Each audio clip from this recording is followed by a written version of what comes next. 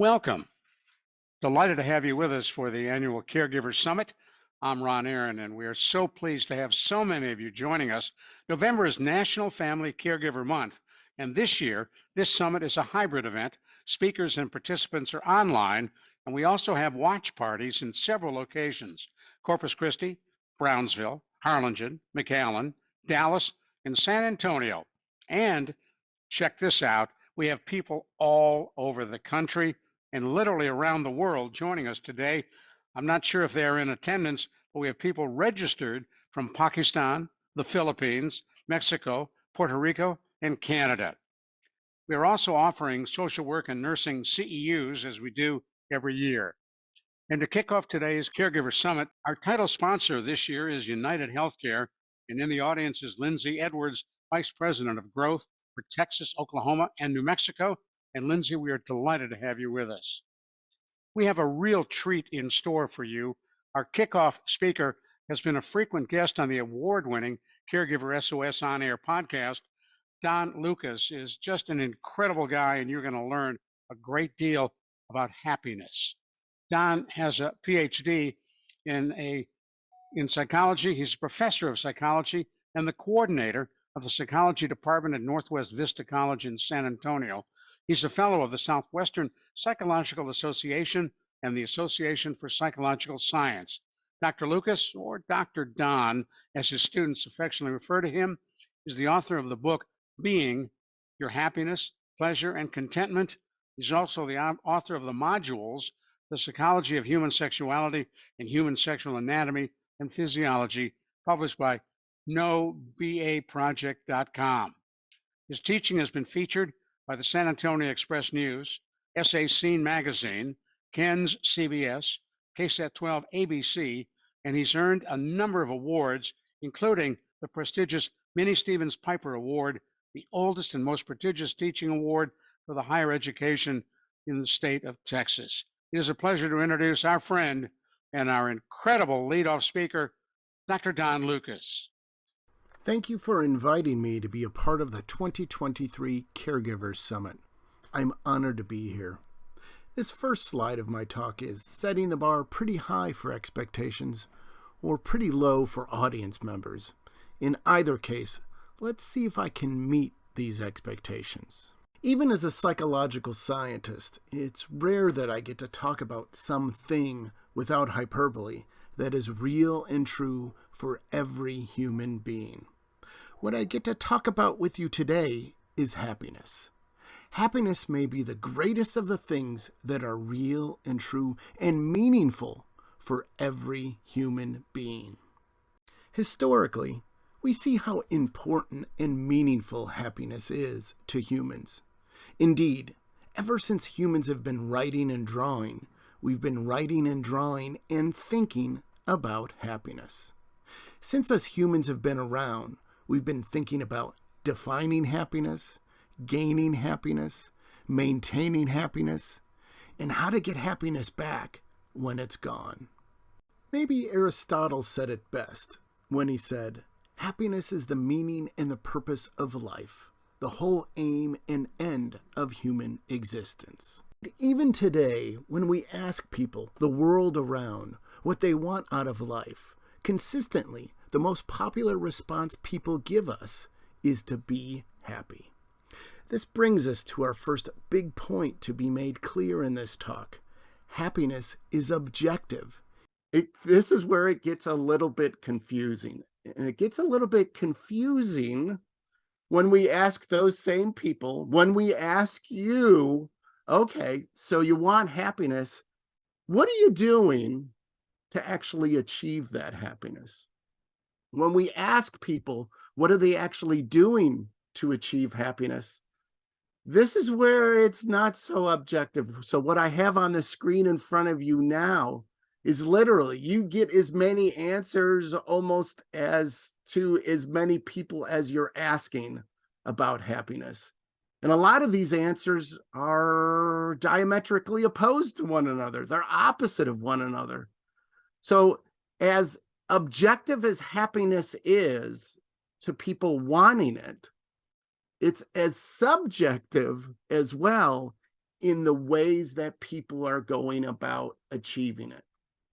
So this brings us to a question, lots of questions actually.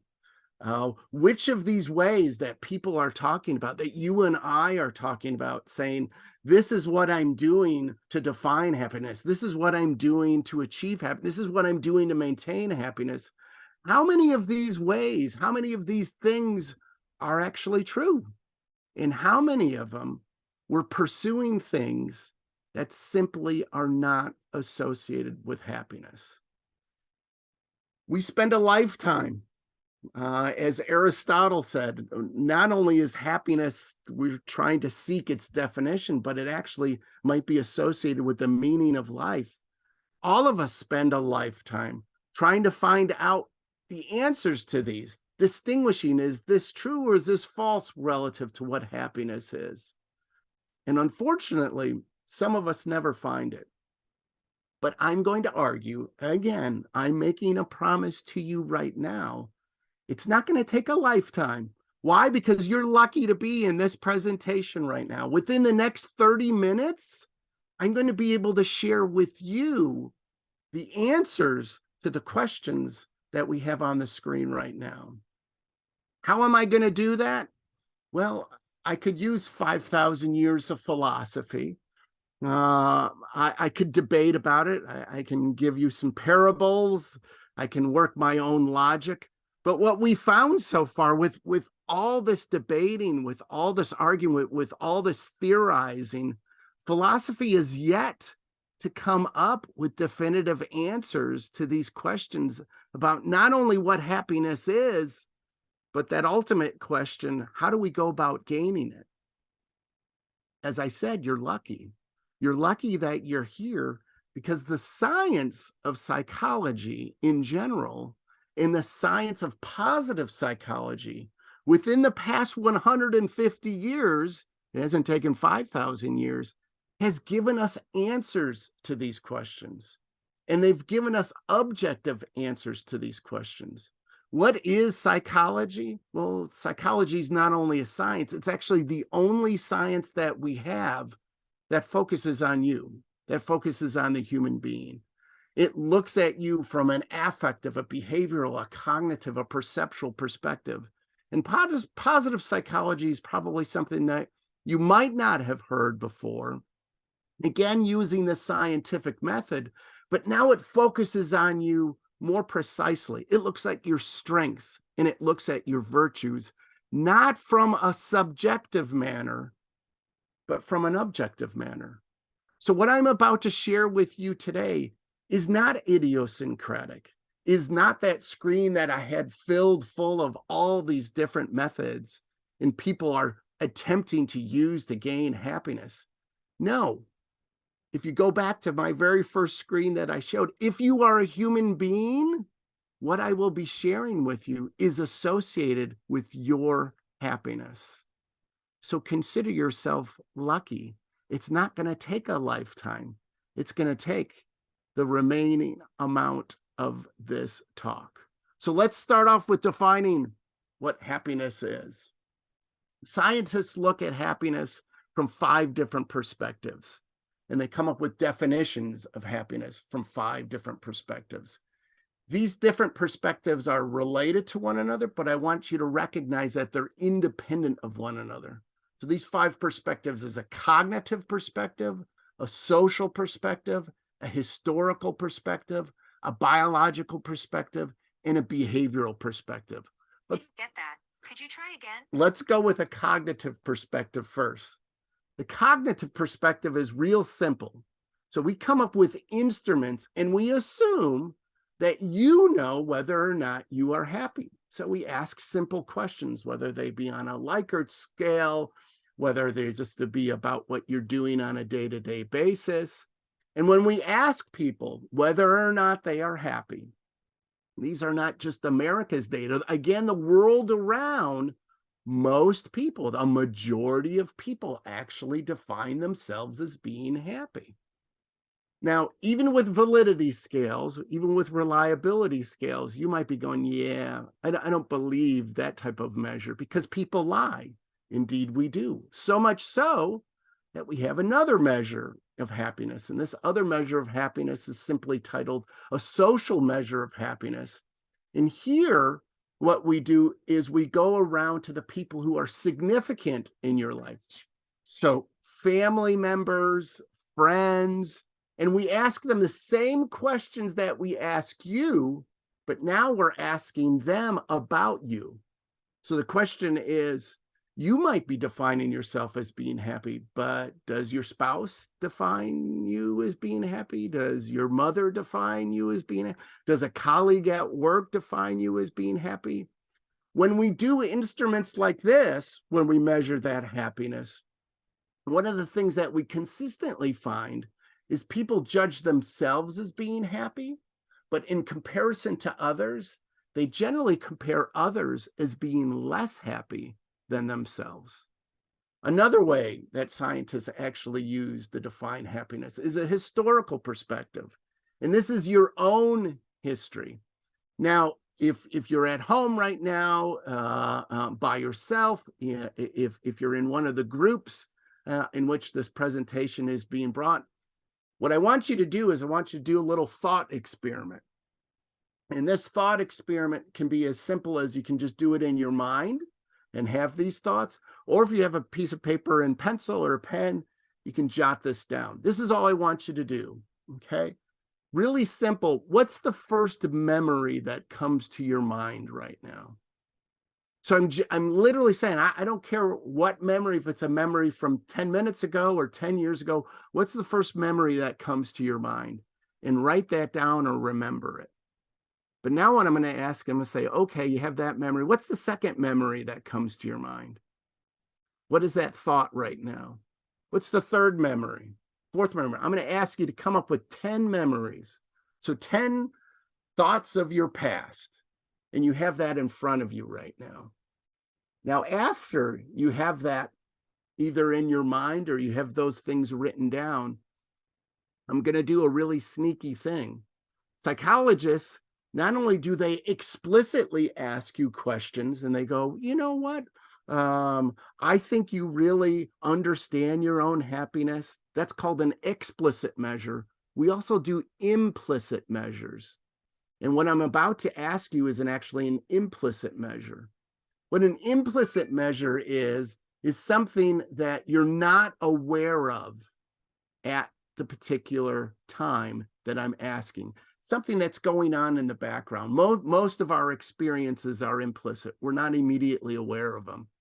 So now with your list of 10 items, I'm going to ask you to look at each one of those items. And I'm going to ask you a simple question. Was that a positive memory or a negative memory? So the first thing that you thought of, I allowed you to think of anything, any memory in your life. Was it positive or was it negative? Now go to the second memory, go to the third memory and make those same judgments. And guess what? Happy people have happy memories. Now note what I did in this particular historical measure. It's your own history, and you define your own history. Here's going to be a theme. There's going to be many themes with this talk. Here's going to be one of the themes, whether you're going to be able to implicitly or explicitly pick it up. Your happiness is determined by you. It's not determined by your environment. This is a great example right here with implicit, with the historical measure of happiness. And how it's a great example is you have the power, you have the ability to bring back any memory you wanted. But people who are sad, people who are unhappy, they tend to bring up, you know what? Of all the things that have happened in my life, let me tell you about this crappy thing. Let me tell you about this sad thing. Let me tell you about this traumatic thing. You have just as much power to be able to go, well, this is what I remember that was positive about the situation. This is what I remember was positive about the situation, so on and so forth. Fourth way that scientists measure and define happiness is from a biological perspective. So if you take a look at the slide here, we know different portions of the brain that are associated with happiness. We know different hormones that are associated with happiness. We know different neurotransmitters that are associated with happiness. And we can actually measure these areas and determine whether or not this person is happy. We're on the cutting edge right now in as far as looking for genes that are associated with happiness. And we found several groups of genes that are associated with happiness. But I want to make something clear here. What the geneticists have determined consistently, your happiness, and this is going to be related to what I just said from a historical perspective, consistently, genes, you by nature, you being born, that determines about 30 to 40% of your happiness. Whereas we're talking 60 to 70% of your happiness is determined by you and is determined by what you are actually doing. Another thing that I want you to recognize here, not only are psychologists interested in your strengths and your virtues, we have actually lots of scientists that are interested in sociologists, economists, biologists are all interested in studying your happiness. Why? Because happy people generally are healthy people. Happy people are productive people. Happy people live the longest. Let's take a look at our fifth way that scientists measure happiness.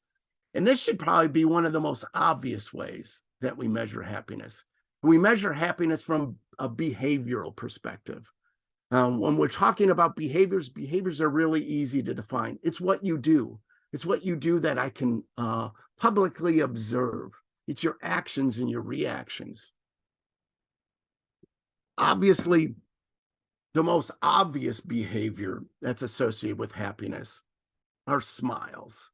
And when we look at smiles, we know people smile for a variety of reasons. Sometimes it's associated with happiness. A lot of other times it's associated with different things. So here's another activity we're about to do. So I'm about to teach you about smiles. With all the different types of smiles there are, I'm going to teach you 2 smiles right now, one of which is actually associated with happiness. I'm going to teach you about a Duchenne smile, and I'm going to teach you about a Pan Am smile. So this is a picture of you. I've sliced half of your face right here, and I'm going to combine 2 measures of happiness. The best way to measure anything is with multiple measures. So if we have 5 measures when it comes to science and as far as measuring happiness, the more measures that I combine, the higher the probability that I can determine whether or not this person is happy. What we're going to do right now is we're going to combine biology and behavior, the measures of some biological measures of happiness and some behavioral measures of happiness. So what you're looking at right now, I've removed your skin and I'm looking at the muscles of your face. Now there's lots of muscles that make up your face. But the muscles of your face that are associated with smiling, there's actually only 2 muscles that allow you to smile, okay? One muscle is called the zygomatic major muscle, and that's labeled as 36. So that muscle actually is just pulling up your lips. And most adults, repeat what I just said, most adults, the most frequent smile they make is a smile in which just the zygomatic major muscles are being used. Scientists refer to this type of smile as a Pan Am smile. So Pan Am smiles, the most frequent type of smile you make, is not necessarily associated with happiness. We know we smile for a variety of reasons. We smile because we're taking a picture. We smile because we're nervous. We smile because we're meeting someone for the first time. We smile because we're at a job interview. None of those things are associated with happiness. And that is the most frequent smile that adults make. Well, there's a second type of smile. The second type of smile involves the zygomatic major muscles. It also involves the orbicularis oculi muscles. That's labeled 29. The orbicularis oculi muscles is a sphincter muscle. A sphincter muscle is connected to itself. It's a circular muscle. And you know when you are making a smile that involves the orbicularis as well as the zygomatic, because we get smile lines. But us humans, we do terrible things to these smile lines. We put toxins in them so you can't see those anymore. Don't even get me started. Or we call them crow's feet. We call them by ugly names. Well, guess what? A Duchenne smile is associated with zygomatic major as well as the orbicularis oculi muscles becoming active. Duchenne smiles are associated with people being happy. So repeat what you have just learned. If you are sitting alone at home, if you are sitting in a group, smile right now. But what type of smile should you be making if you want to be happy? Now, wait a second, Don. Just because I'm smiling isn't going to make me happy. Actually, as a matter of fact, it does. We've got scientific proof of that as well. You're looking at a baby right now. One of the things that we know, and this is recent and as far as the scientific literature is concerned, we used to think that babies were unintentional in their behavior. They were simply reacting to the environment and reacting to their nervous systems. Now we know, almost from day one, babies make intentional behaviors. By 2 months of age, they intentionally make 2 different types of smiles. They can make Pan Am smiles. And usually when they're making Pan Am smiles, I don't know, they've got gas or something along those lines, but they make Duchenne smiles as well. This baby right here, we can actually look. Take a look at those orbicularis oculi muscles. Look at what that baby's getting already. That baby's making a Duchenne smile, and now we know why babies make Duchenne smiles. They make Duchenne smiles for their own survival. Yes, again, I'm not speaking in a hyperbolic manner here. For their own survival to such an extent, guess which baby you're most likely to pick up? A baby that's smiling with a Duchenne smile, or a baby that just has a plain face? Adults are most likely to pick up babies who are smiling and cooing. And babies, in order to survive, have to get touch, a particular type of touch, contact, comfort touch. Babies who are not touched, we have data, unfortunately, to demonstrate about 1 out of every 3 of them do not survive. I told you that you can actually control your happiness by a smile. Science has demonstrated that with the so-called facial feedback hypothesis. You only have to know 2 things in order to know this entire big, fancy scientific hypothesis. The first thing you have to know is that something obvious. Emotions lead to behavior. If a person is sad, they might be crying. If a person is angry, they might be yelling. If a person is happy, they might be smiling. So the emotion of happiness is associated with the behavior of smiling. Big deal, Don. You haven't taught us anything. I told you that there's 2 parts. The second part of the facial feedback hypothesis is not only do emotions lead to behaviors, behaviors also lead to emotions. This might be the most important thing that I'm going to teach you that you will learn during my talk. Look at what this means. A behavior that you're in control of actually changes your emotion. I click one more time here. Not only do happy people generally smile, smiling causes happiness. Now think about that. Think about that when you're walking around, and gravity over time, literally, we don't even have neutral faces. Human beings walk around with a frown. Corrugator minor muscles are being activated. Well, big deal, Don. You're just making stuff up. Well, what is actually controlling that in the brain? We can go to those areas of the brain. And when we go to those areas of the brain, People who are frowning goes to the temporal cortex. The temporal cortex is associated with memories in which people were sad. Frowning is reinforcing the memories that are coming up, those implicit measures of, you know what? That's what I'm thinking about right now. Just for once, look, I did this for you people. Smile. It confuses people. If you walk around with a smile on your face, what will that do to your emotions? Don't believe me? Do it for 15 minutes. Think about the memories. Start to introspect on, start to reflect on it. You're like, why am I feeling good right now? I had a really crappy day at work. Why? Because you caused your happiness. All right. This is what you paid the big bucks for here, people. The heck with defining what happiness is. How can you gain it? How can you grab it? So what I have for you are 10 causes that the scientific research literature, when you go through, when you do a literature review, these are the 10 most likely causes of happiness. You integrate this into your life. Again, I'm assuming you're a human being. It's going to increase the probability that you're going to be happy. Where were these ingredients? Where did I get these causes from? It's a scientific literature actually using those 5 different definitions.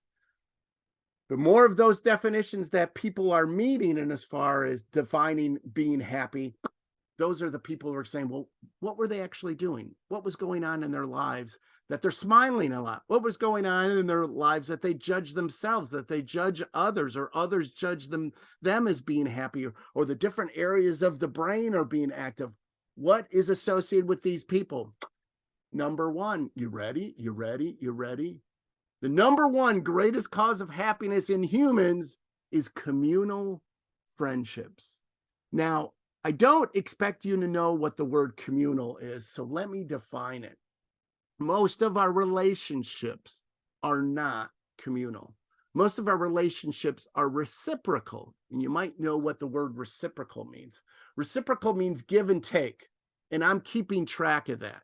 So when I'm in a relationship, I love my job. I absolutely love my job, but at the same time, if my job is not paying me, I'm probably not going to be in a relationship with my job anymore. And they love me too. I really do believe that they love me. But if I don't come to work, if I don't teach, if I don't do my research, then I'm not going to have a job anymore. So in order to have this relationship that's a reciprocal relationship, there's give and take, and there's an expectation. Every single time I give you something, you know what? You need now to give me something back. Communal is the exact opposite of that. Communal relationships are such as that these people do not keep track at all of the giving and the taking in a relationship. Really unique. So what's actually driving this relationship? Why would these people even be together if they're not getting anything from one another? Big fancy word here. The most powerful emotion human beings can have is the emotion of empathy. Now, what is empathy? A lot of people misdefine empathy. Empathy is not sympathy. These are 2 different terms. Empathy is the ability for me to take on another person's emotions, and I actually feel them.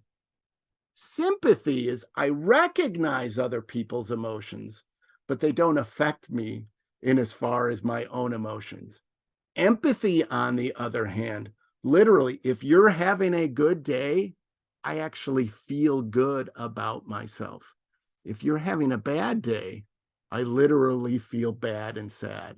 Communal relationships are driven by empathy.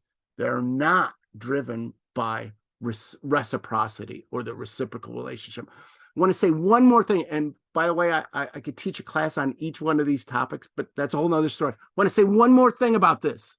One more thing about this is society wants you to say, well, family, that's where you're going to find your communal relationships. Note, I didn't put family in here because that's not what the research literature finds. Most of the time, These are relationships outside of family. Bear that in mind. Over a person's lifetime, we might have 4 or 5 communal relationships. Ingredient, or the second greatest cause of happiness in humans, is social relationships. Are you starting to see a theme? Are you starting to see a theme? We are at the core social creatures. And when we don't have socialization, lots of negative things happen to us. And one of those negative things is unhappiness. What do I mean by social relationships? Well, if the communal relationships are being driven by this idea of empathy, and there's very few of them, 99.999%, yeah, write down that percentage, are going to be other social relationships. These can be reciprocal. So these can be colleagues at work. These can be friends. These can be acquaintances. But one of the things that the research literature is recently now demonstrating, they can be serendipitous relationships, meaning me just going to the grocery store, and when I'm going to the grocery store, people saying hi to me, me getting some coffee, me going on a walk in a mall as opposed to by myself in nature. It's not just about nature, it's about seeing other people. One of the things that we know for a fact, the probability of a person being happy is directly associated with the number of opportunities they have for social interactions. Increase the number of social interactions you have, you will increase your happiness. Third ingredient, we really have a theme here. Now we're talking about a basic component of you. We might argue this as a part of your personality, but be it a state, be it a trait. We might even argue this as a skill. So this is something that you can actually learn. What is extraversion? Well, extraversion is the energy that's driving us to put ourselves into a social situation. We can use the noun form here. What an extrovert is, independent of extraversion. So extraversion is just the energy to be put into these social situations. An extrovert actually gets energy from a social situation, whereas an introvert is more likely to be gaining energy when they're alone. Now, I want you to recognize something here. Introverts have extraversion, as well as extroverts having extraversion. Now, that introvert, to put themselves into the social situation, they don't necessarily have to be gregarious and the person who's leading a dance or doing a public talk. It's just being in the social situation alone. Fourth ingredient, or fourth greatest cause of happiness, optimism. So again, we can argue, is this going to be a trait? Is this a basic part of our personality?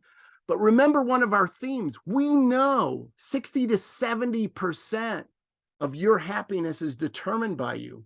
By that same token, you can be an introvert, but have the energy to put yourself into. You have that ability to put yourself in social situations.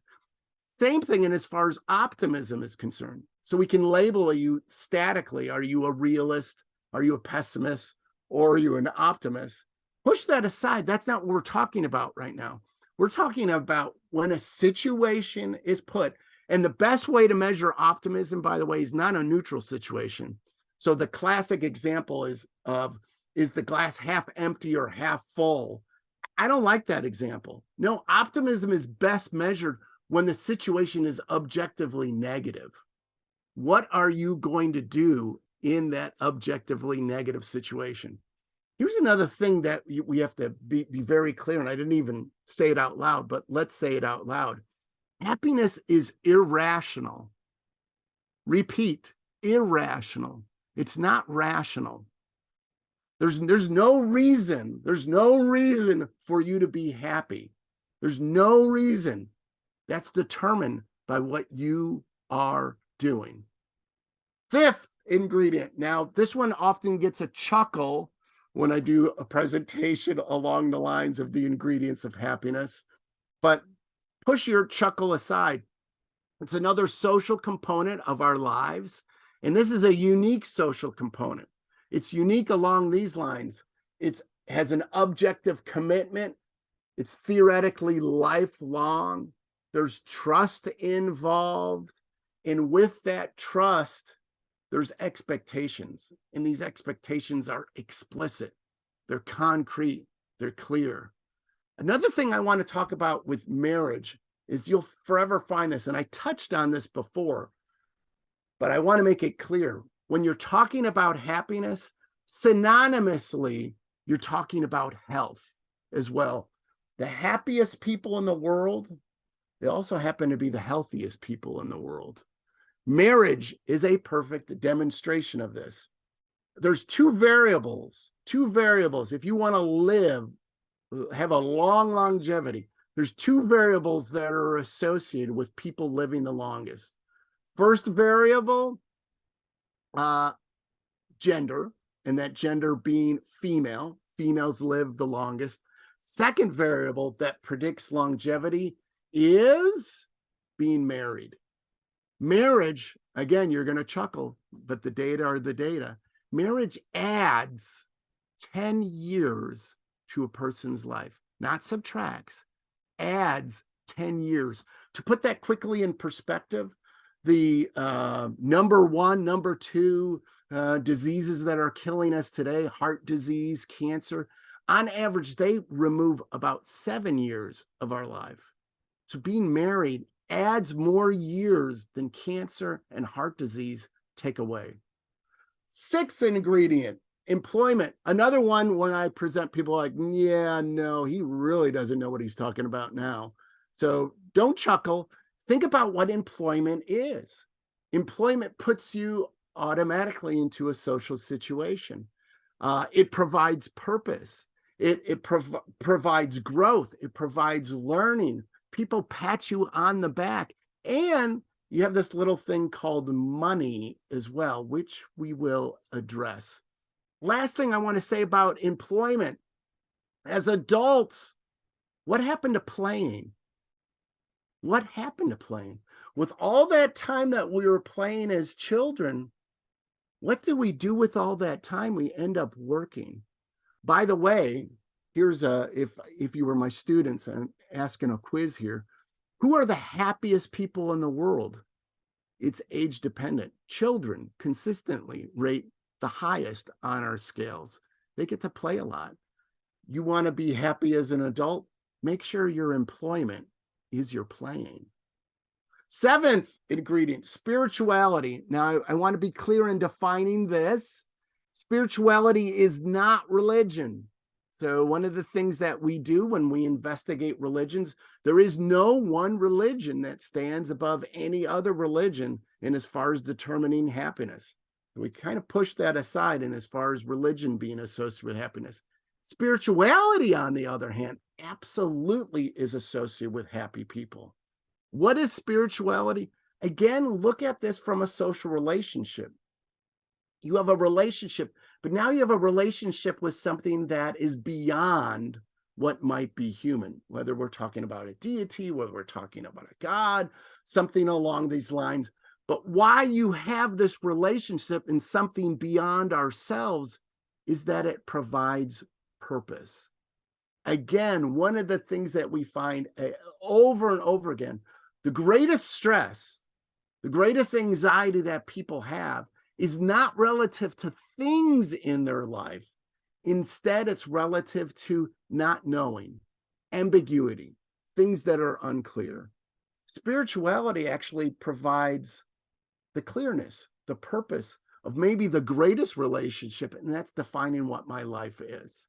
Clear away the ambiguity, increase the probability of happiness. Eighth ingredient, eighth greatest cause, subjective physical health. Now, I want to be very clear on this. People who are physically healthier are not necessarily happier than people who are less physically healthier. No, it's our interpretation. Again, one of the themes of this talk, it's our interpretation of our health. How do you perceive your health? Who are you comparing your health to? I'll give you a quick personal example. I have a what is referred to as a vestibular schwannoma.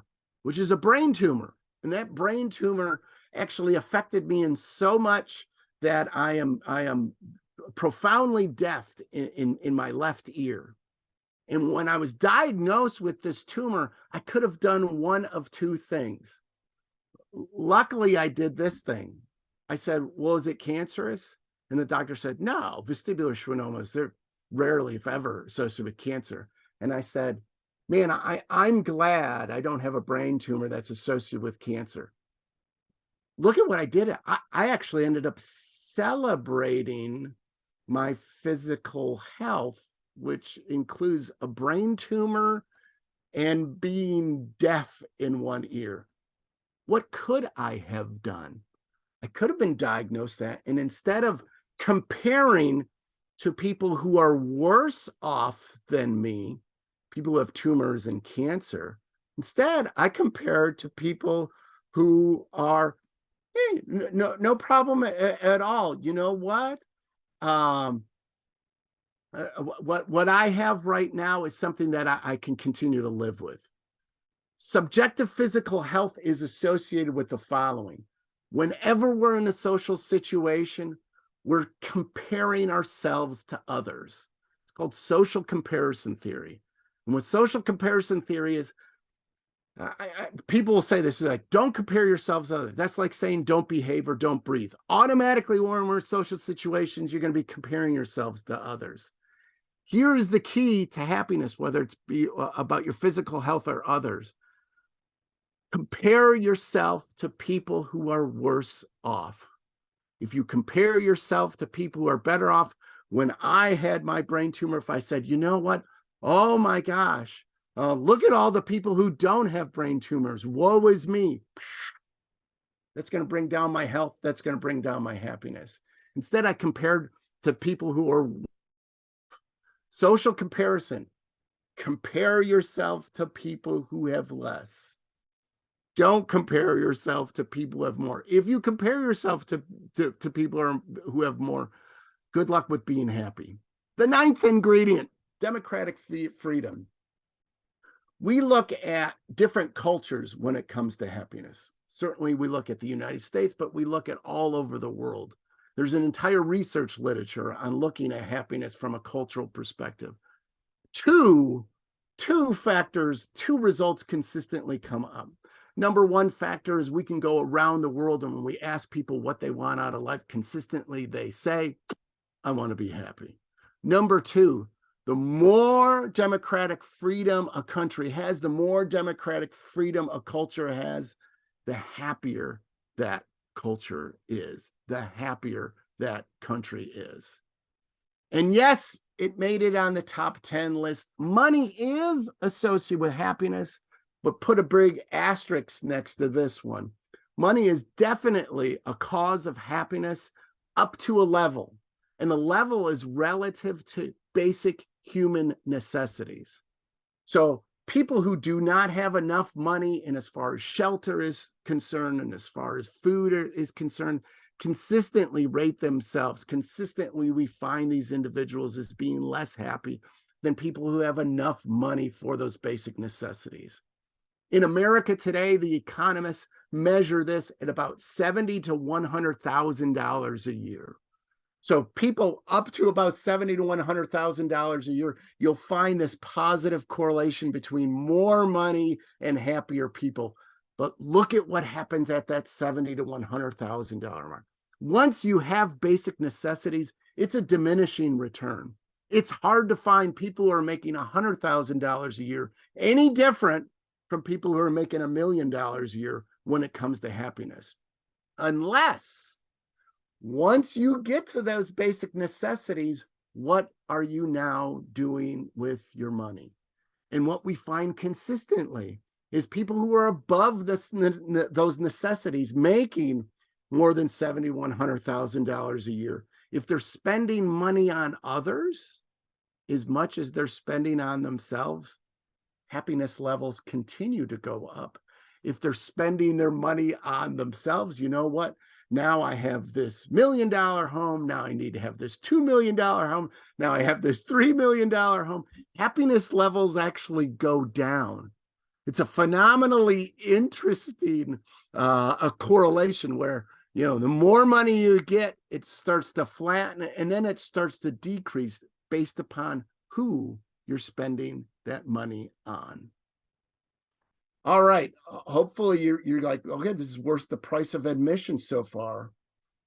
What else has science told us? I want to address some of the myths associated with happiness. So I kind of addressed one of the myths.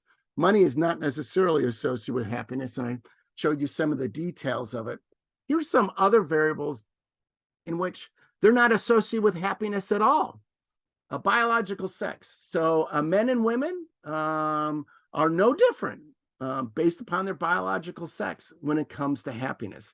Ethnicity. So no one ethnic group is consistently happier than any other ethnic group. Intelligence. Doesn't matter how smart you are or how not smart you are, it is not associated with happiness. Physical attractiveness. Now, this is an interesting one. So physical attractiveness alone, people who are more physically attractive, people who are less physically attractive are no more happier or no less happier than one another. However, we perceive that as being different. It's called the halo effect. When we look at physically attractive people, we tend to go, oh, wow, they must have it all going on. I bet you they're happier. In fact, they are not. Leisure. Now, this is another one people are like, okay, this guy's got to be making this stuff up at this point. One of the things we do some phenomenally interesting research studies. And one of the things that you can do is you can actually take hormonal stress levels in particular experiences. And we do that with people at work, and then those same people when they're on vacation. And one of the things that we find is some people, in fact, we can even demonstrate this with studies, people have less stress at work than they do when they're on vacation. Leisure itself is not associated with happiness. And the last one, here's another thing that society is going to say, well, it has to be, but there's no data to demonstrate it. People who have children, as compared to people who do not have children, no significant difference, no consistent differences in as far as happiness is concerned. So where I want to end this talk is to address that last thread. So I've given you a scientist's definition of happiness. I've showed you how you can gain happiness only if you're a human being. If you're in the audience and you're an extraterrestrial, those 10 factors are not for you. The last thing I want to do, and maybe it's the most difficult, or I might argue to you it's the easiest, is how do you maintain happiness? So what I have up on the screen here is just to say that happiness is fickle.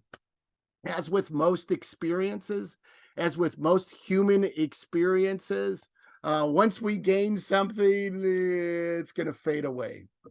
Fancy term with that is this idea of adaptation. We're constantly adapting to things. A simple example, if you're in a dark a place and now you go outside and it's bright and you're like, oh my gosh, it's bright and I can barely see, and you've got to dim your eyes, you got to close them. And within 10 minutes, all of a sudden my eyes can be completely open. That's the adaptation associated with your retina and the receptors that actually make it up. We do the same thing with emotions. Things that bring us down, things that bring us up, eventually we will adapt to them. What I actually have up on the screen is an ancient Chinese proverb that actually demonstrates it in a tongue-in-cheek way, that time has an effect on happiness. Environment has an effect on happiness. So you might be happy with making $100,000 a year, but likely you're not going to be satisfied. You're not going to be having these positive emotions, making that $100,000 a year. If I continue to give that to you 2 years, 3 years, 4 years, 5 years, you're going to want more. You're going to need more. So we can imagine, wouldn't it be neat if I could give you something, if I could teach you something right now in which it forever brings positive emotions, in which you cannot adapt to it? Does that thing exist, or I'm just now gone from being a psychologist to a magician? Actually, that thing that thing in quotation marks does exist. And we've been talking about this for at least 3,000 years. And then we put the scientific method onto it about 70 years ago. So as much as human beings want happiness, we know that that's an objective factor. And now we know there's a variety of ways that people can obtain happiness. How can you maintain it? How can you maintain it over the long term? I'm going to introduce a couple of new terms to you. So this first term, contentment, boy, our society connotatively makes this a negative term. You never want to be content. Well, I'm going to argue to you the exact opposite. I actually think you want to be content. With contentment, you're forever satisfied with whatever is in your life. Yeah, but Don, you just said that we're forever adapting. We'd have to tear out our nervous systems for that to happen. Nope. Here's the other term I want to teach you. So walk around, you can impress your friends with this 18-cent term. The term is autotelic. What an autotelic experience is you doing something for the sake of doing it. We're taught as adults to only do things. I'm going to teach you two more terms: endotelic and exotelic. Endotelic, I'm doing something because I want to, I like to do it. Exotelic, I have to do this because my environment is demanding me to do this. We don't teach people, we don't teach adults about autotelic experience. When an autotelic experience focuses on the activity, there's no thing, not nothing, no thing involved. There's no effect and there's no cause. I'm sure right now you're like, man, this guy should have probably stopped this talk, 2 slides ago. What the heck is he talking about? Well, this is abstract to most adults. But again, I was hoping that I all have human beings in my audience. Why? Because at one time, you were a child. Children know exactly what an autotelic experience is. Autotelic experiences are directly associated with playing. And as adults, we tend to stop playing. Instead, we do things because there's got to be a reward. It's got to, I get a health benefit. I get some money out of it. Look I can put it up on Facebook and show off. Children, on the other hand, play for the sake of playing. And what better demonstration with this slide right here? I'm sure it's happened to every parent in some context in which you've bought your child an expensive gift. And let's say that expensive gift is a computer, and they're like, look at how much you can learn from this. You will expand. Look at the reasons. Look at the causes. You will use this computer. And within 5 minutes, within 10 minutes, that child is playing with the box. Now, from the adult perspective, that's not autotelic. That adult perspective, the adult is saying, hey, no, that box didn't cost any money. Hey, that box, you're not going to learn anything. That box isn't going to open up the world to you with the internet. The child is smarter than us. The child is happier than us. The child recognizes the things that I do for the sake of doing them will be forever lasting happiness. I want you to reflect for a moment. You have contentments in your life, but as an adult, you probably forgot them. How do you know whether or not it's a contentment? You'll do it no matter what. One contentment in my life is walking. I walk and I do get benefits from walking. There's health benefits from walking. I walk with other individuals. I get to buy some fancy shoes, things. All of those I'll adapt to, by the way. I know I walk for the sake of walking because when, where, what can I walk? I can walk any place. It's raining outside. I'll go walking. But other people are like, no, you're going to destroy your fancy shoes. A friend who I usually go walking with on a Wednesday says, well, I'm not going to show up. I'm like, that's cool. I'm still going walking. And here's a big kicker to actually measure whether or not this is true contentment, truly an autotelic experience. I've walked in the Grand Canyon before. I've walked in the redwoods before, the most beautiful places on earth. And I enjoy walking in those places as much as I enjoy walking right outside my front door. So I'm going to end with a challenge or two for each and every one of you.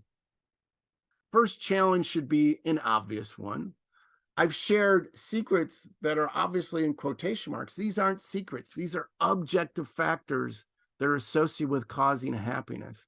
I want you to apply these. I want you to apply these to your own life and then share them with me if you want.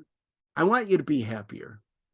And the second challenge that I make to you is I want you to practice your contentment. Probably really the first thing that you're going to have to do is you're going to have to reflect and remember what are the things that I like to do just for the sake of doing it. I like to cook. I'm not necessarily a good cook. I don't necessarily have to cook for anybody else. I like to cook just for the sake of, you know what? I like to go on drives. Oh, you need to have a destination. What kind of fancy car do you have? No, I like to go on drives just for the sake of driving. I would love for you to take on both of these challenges. And that's what I have for you. I thank you for being a part of this. And I hope I followed through on my promise. And I'd like to end with this. I hope this is a communication. I live by email. I'll get back to you within 24, 48 hours. That's what I tell my students. And if I don't get back within 48 hours, call the fire department because I've been run over by a garbage truck. Any question that you have about your journey relative to happiness, relative to contentment, send it my way.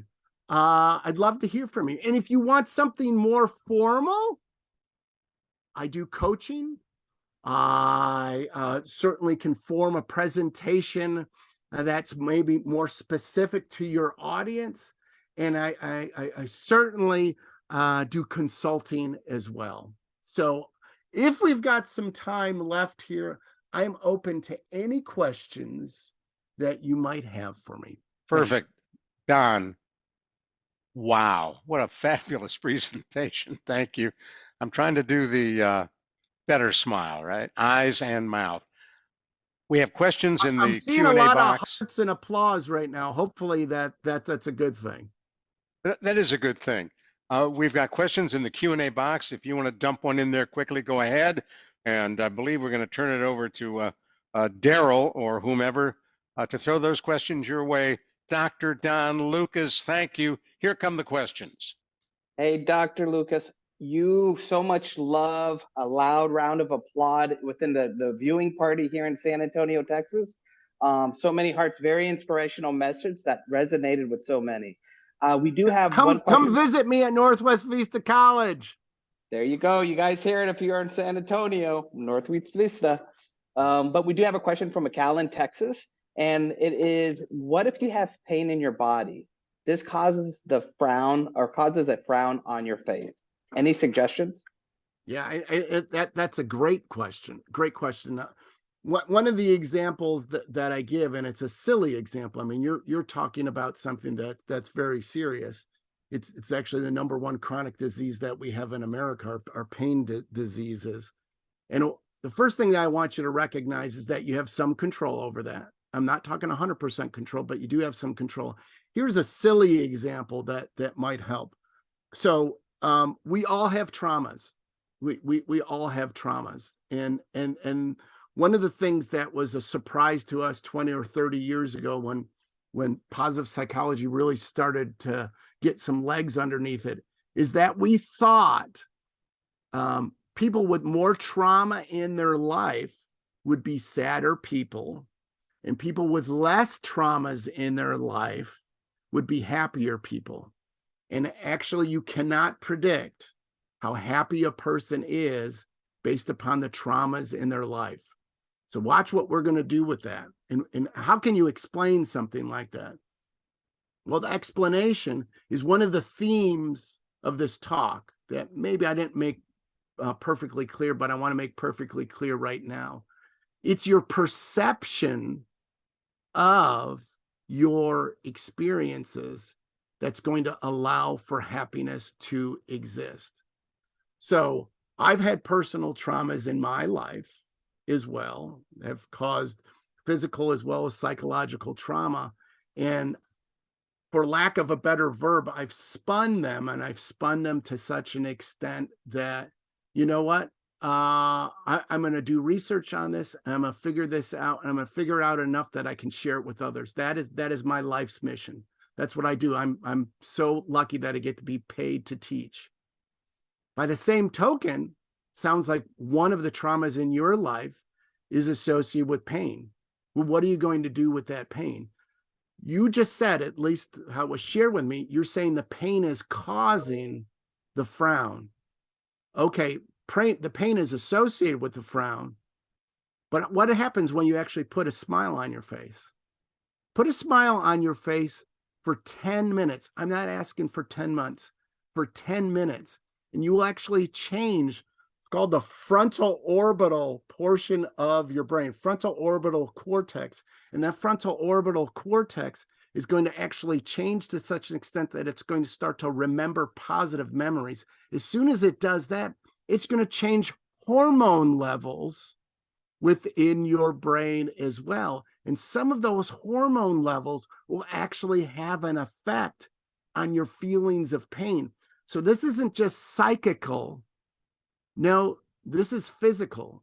And the fancy word, the science that psychology is based upon, is psychophysical. We know psychical elements are forever tied to physical elements.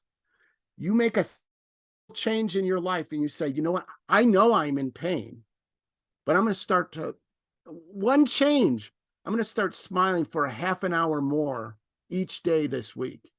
And next week, it's going to be 45 minutes more. In the following week after that, it's going to be an hour more. I promise you, you will get a physical change in that. How can I make that promise? Because you cannot pull apart psychical elements from physical elements. Every single time there's a physical change in your body, there's a psychical change. Every time you make a psychical change, there will be a physical change. I hope I did okay in answering that question. Thank you for posing that. Thank you, Dr. Luca. You have a few other questions, but we'll be sending them your way just in order to keep along on the timeline. Great presentation, okay? Thank you. And Don has promised that he will get back to folks if he has contact information who pose a question. You'll get a Don Lucas answer. Thank you, Dr. Don. Really appreciate it. You have a great day. And we'll look for you walking in our neighborhood. Let me take just a moment now to introduce our diamond sponsor with Vitas Healthcare. Our friend Candace Ramos is Senior Director of Marketing Development, and she has a few words to say on behalf of Vitas. Hey, Candace.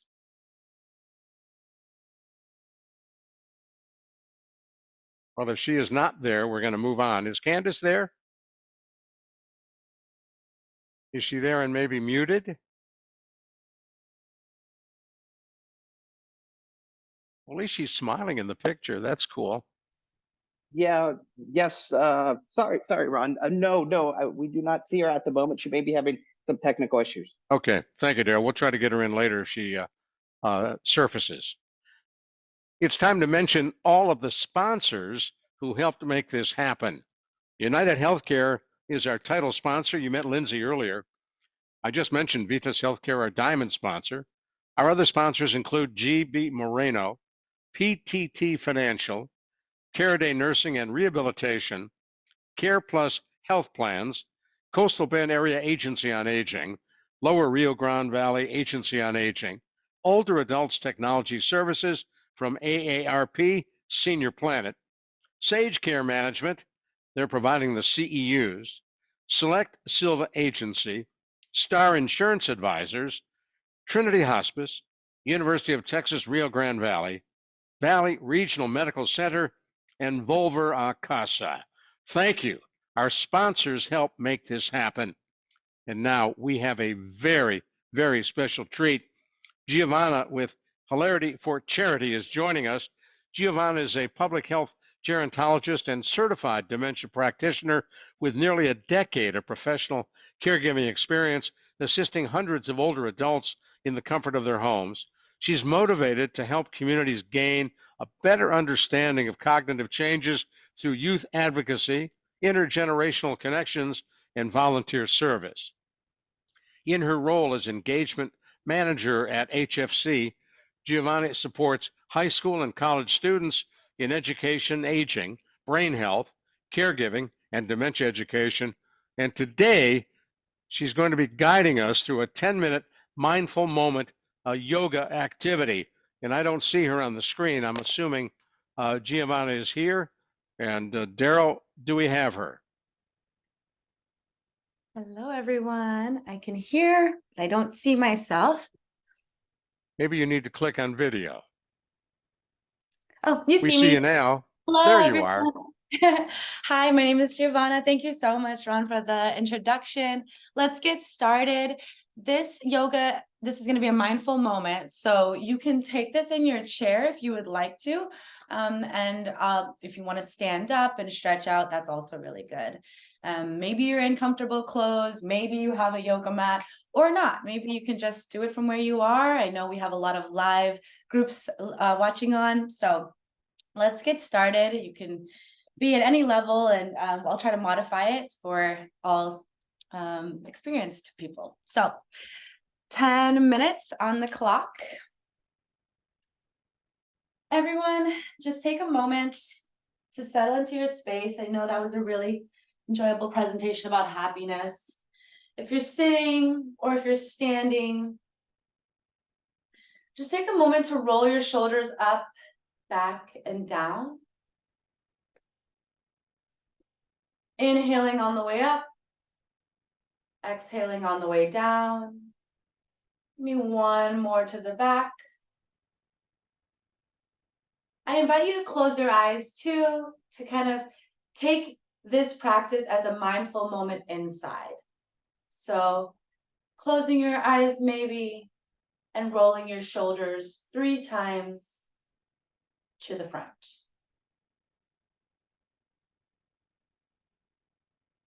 Okay. If you're sitting, you can maybe bring yourself to the edge of the chair a little bit. Remember, this is finding balance in your journey, so we want to be stable and safe. So I'm going to provide an option of sitting down. Have your feet grounded on the floor, maybe hips width distance apart. And we'll take a few breaths. We'll inhale on the way up. Raise your arms nice and high. When you get to the top for mountain pose, go ahead and relax your shoulders down your back. Inhale. And then exhale, bring your hands down. Another one just like that. Inhale, reach up. Mountain pose. Exhale, come back down. For the third one, I'm just going to do it standing. If you're standing in your space, go ahead and reach up nice and high. Exhale, lower. Okay. We're going to do a side stretch. If you're sitting, that's fine too. Go ahead and place your right hand down. Lift your left hand up and over.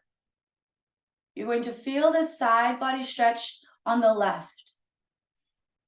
Breathe into this.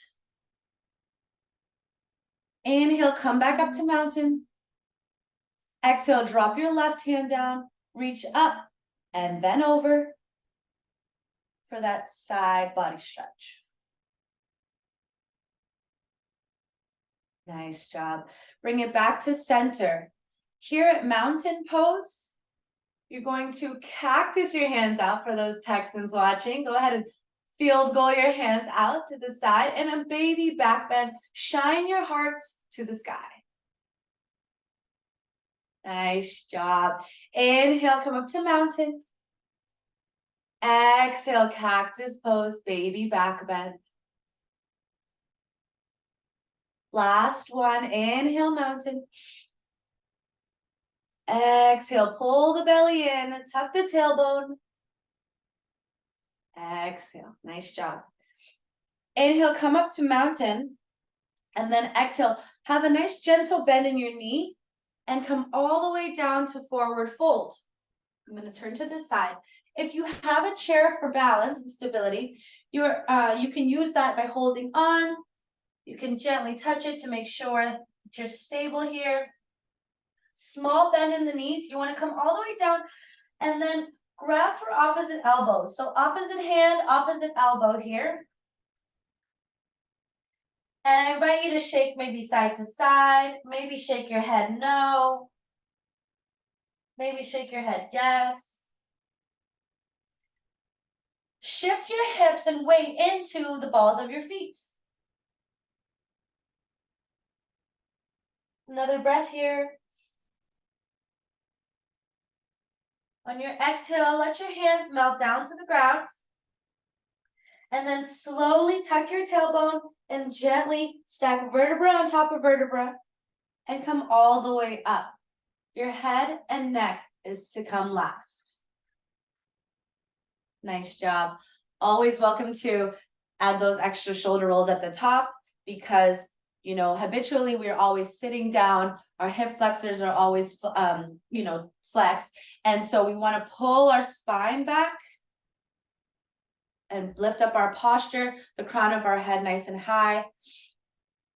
Okay. The next pose is going to be goddess pose. So you're going to step wide. Again, you could be holding on to the chair. You could be also sitting, but you want to bring your feet to a nice wide stance. Point your toes a little bit outwards, diagonally. And then you want to bring your hands to heart center and gently bend your knees down for goddess pose. Hold it here. Again, finding balance here. Using your breath to get you through this movement, this posture, and this shape. One more round of breath. Inhale through your nose, nice and big. Open mouth, exhale through your mouth. Nice job. Inhale, release, come back up to standing. Keep your feet out wide. Place your hands onto your thighs and bend your knees down. And then we're going to goddess twist. We're going to drop our right elbow down and look up over our left shoulder. Deep breath in. Big breath out. Inhale, come to center. Exhale, shift the other way. Inhale, come back to center. Exhale, shift the other way. Inhale, come back to center. Exhale, hands at heart center. You can bring your feet nice and close inside. So the next pose we're going to do is a lunge. This is a great time to grab that chair. Step your left foot forward and your right foot back. We're going to open up the backs of our calves here. You're going to lunge a little bit into that front leg. So ensuring that you can see your toes. Make sure your knee does not go over your toes. And just feel the stretch right here. Let's take a few breaths in. Big exhale.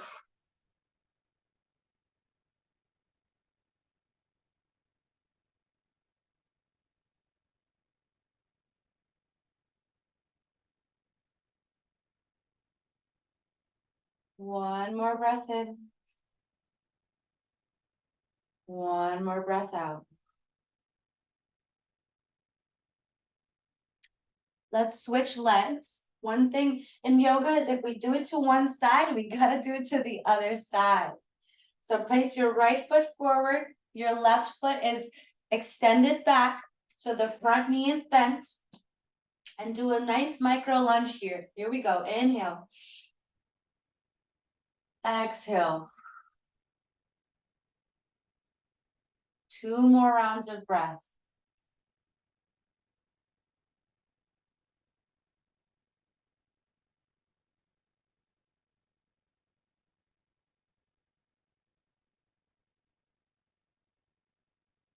Nice job, everyone. Okay. Coming back to center, we're gonna roll our chest back.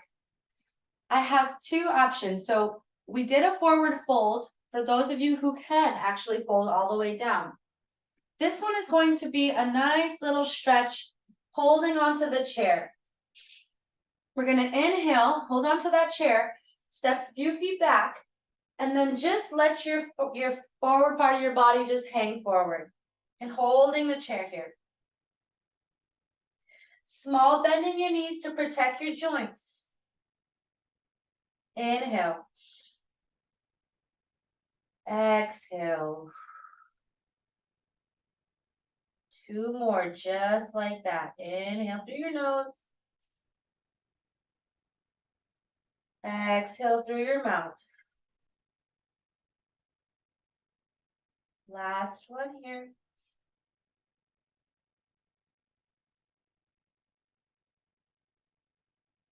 Nice. Coming back up to center. We're going to roll our shoulders back. You can hold on to the chair and let's do a few ankle rolls. So you stand on one leg, the left or the right, it's fine. And you're just gonna roll your ankle. I like to show love to my ankles because our ankles hold us up every single day. And it's so important that we keep our joints nice and healthy. So anytime you get the chance to give yourself an ankle roll, go ahead and do so. Let's go ahead and switch to the other side. Bring your knee up to 90 degrees and go ahead and roll your ankle. A few times to the right and a few times to the left. Nice job. Let your feet come back to parallel. A few marches. We're going to lift our right knee up and then our left knee. Right and left. 5, 4, 3, 2, and 1. Amazing. So for those of you who are sitting down, you can go ahead and do some arm rolls to the back. And for those of you that are standing, I would like to challenge you to do tree pose. Tree pose, I wanted to bring to this practice, this mindful moment, because we are finding our balance in our journey. This is a very challenging pose. So, as those who are sitting, give yourself a few rolls to the back and forward, and then you can release and try this sitting, but this one's going to be for those standing. Tree pose looks like this. You ground down into your left leg, bring your right ankle. You can place it onto your shin or above your knee. So above or below your knee. You don't want to press into your knee. So you bring that right ankle as high as possible. Again, holding onto the chair, something, a counter for balance. And you press that right ankle into your left thigh. Stand up nice and tall. And try your best to bring your hands to heart center. You also have the option to grow your branches in any way that you see fit. Focusing on something ahead of you, pulling your core in, and finding balance. 3, 2, and 1. Thank you so much for having a mindful moment with me. Until next time, namaste. Giovanna, you did a fabulous job. I know that EMS would already be at my house if I tried that tree pose. Maybe next time, but thank you. Really, really appreciate it. I want to introduce our diamond sponsor with Vitas Healthcare. We're delighted to have Candace Ramos with us. She's Senior Director of Market Development. And Candace, it's really great to see you.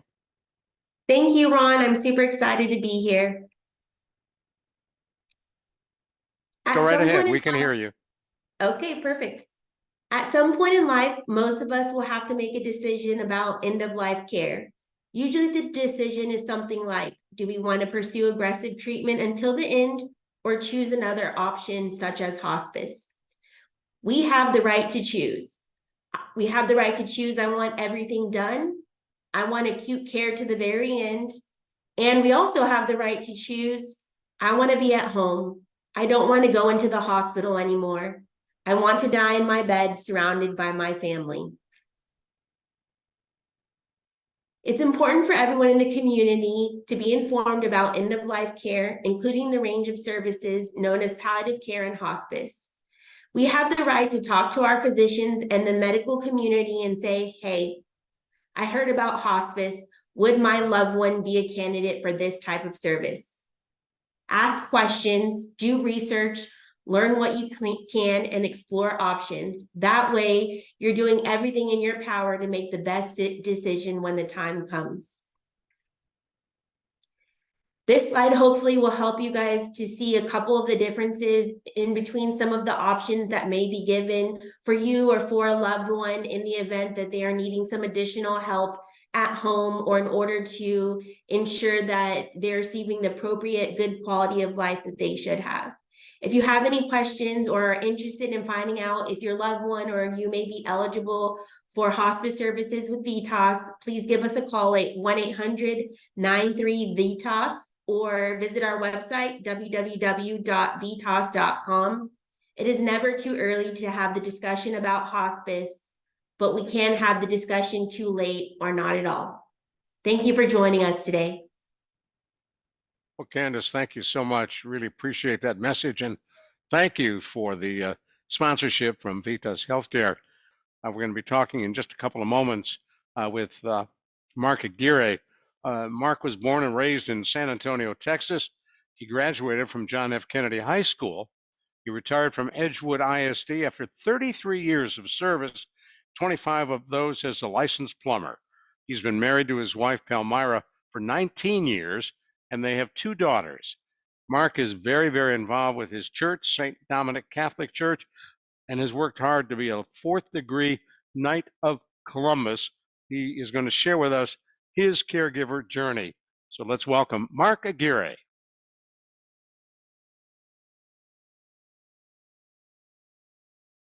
Hello, my name is Mark Aguirre.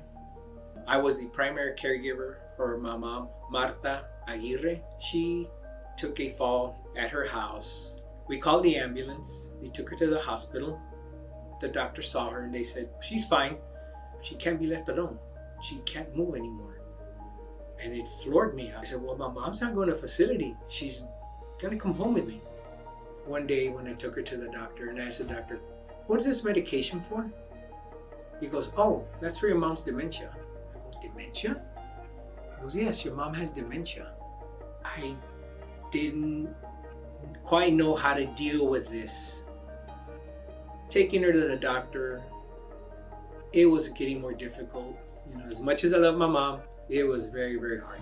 I asked one of the nurses there, I go, I need help. I'm at wit's end. What do I do? I'm clueless. What do I do? I mean, I was like, you know, my hair is wanted to pull the hair out of my head. What do I do? And they told me, I'm going to give your number to somebody who's involved with Caregiver SOS. Her name is Gloria Miranda. Got together on the phone, and that's where the one-on-one mentoring started. Talking about my mom, dealing with the stress that I had, the anxiety. I moved on to Caregiver Stress Busting, which she recommended. And I said, yes, I'll sign up for it. She goes, Mark, it'll really help you. It was great. It was just so much interaction with other people that have similar situations that you can ask and compare notes, like what's happening with your situation, what's happening with my situation, what's happening here and there in your household, that household. And it helps. It just helps so much. From there, I moved on to dealing with dementia with Miss Gloria and Dr. Praderio. That opened my eyes. Dementia it's a disease, but you need to know what to look for, how to deal with it. The only way you're on top of your game is by taking advantage of this program that WellMed Charitable Foundation offers. Please do it. It's for your benefit, the benefit of your loved one. You're the caregiver. You're caring for the person there. Please do it.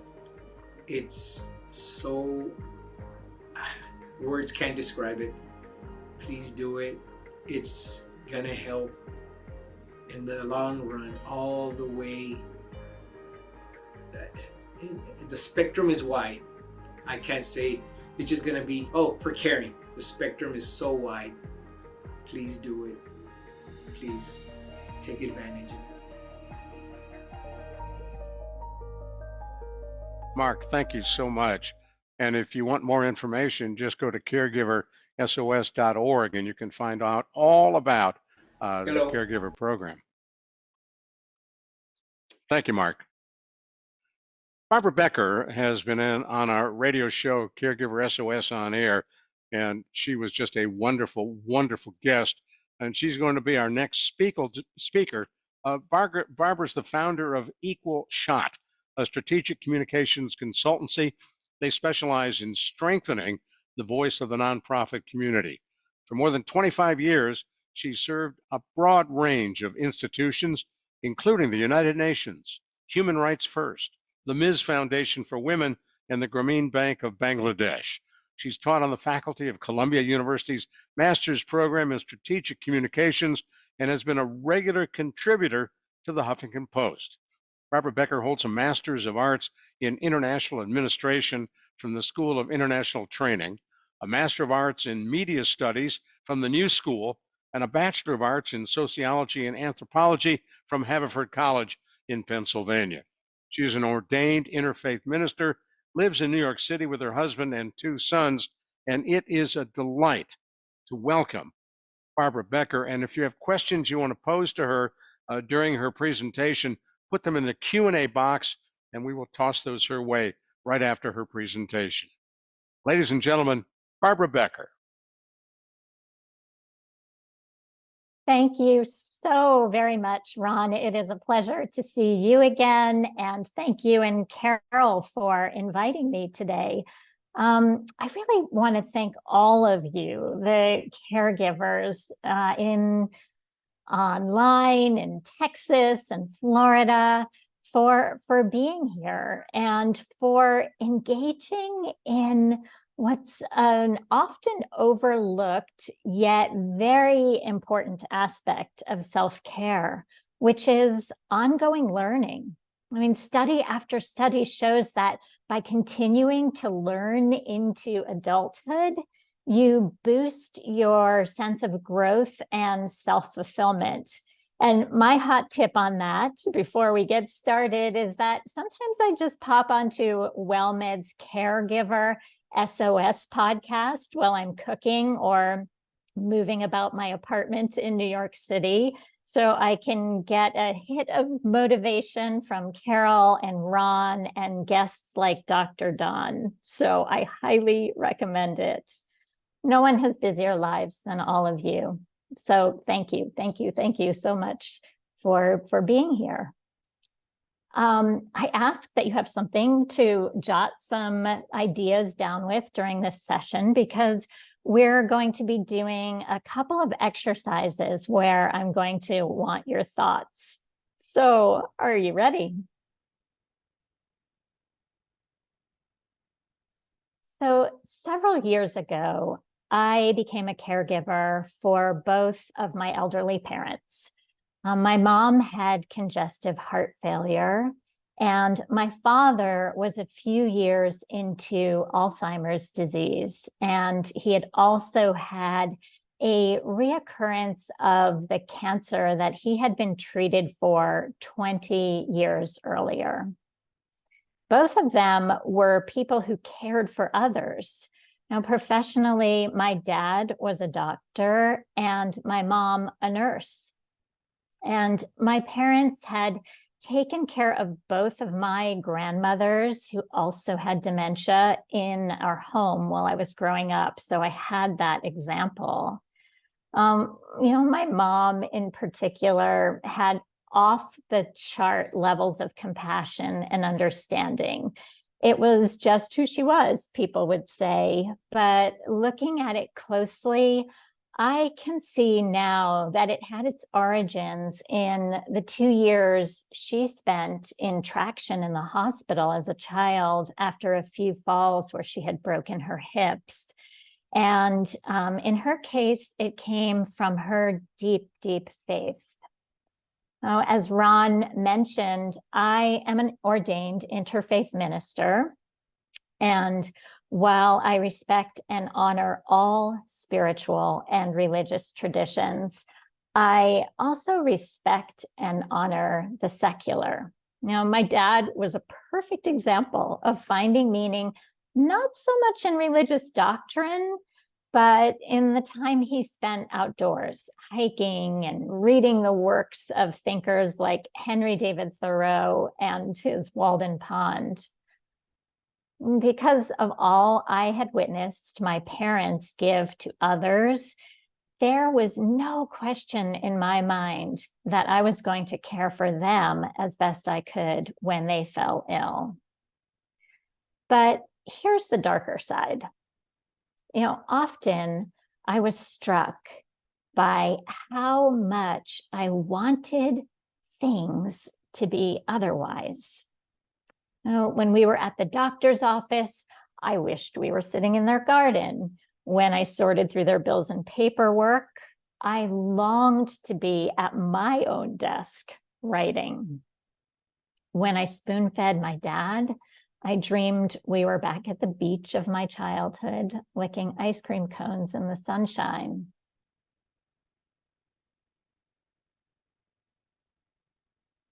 One day, I came across the Taoist wisdom from Asia, which holds that this is a world of 10,000 joys and 10,000 sorrows. And it dawned on me that I was seeing only part of the picture with my parents. I was living in the past, wanting them to be healthy and young again. And I was also clinging to a vision of my life as I wanted it to be, under control and full of ease, rather than what was happening right before my eyes.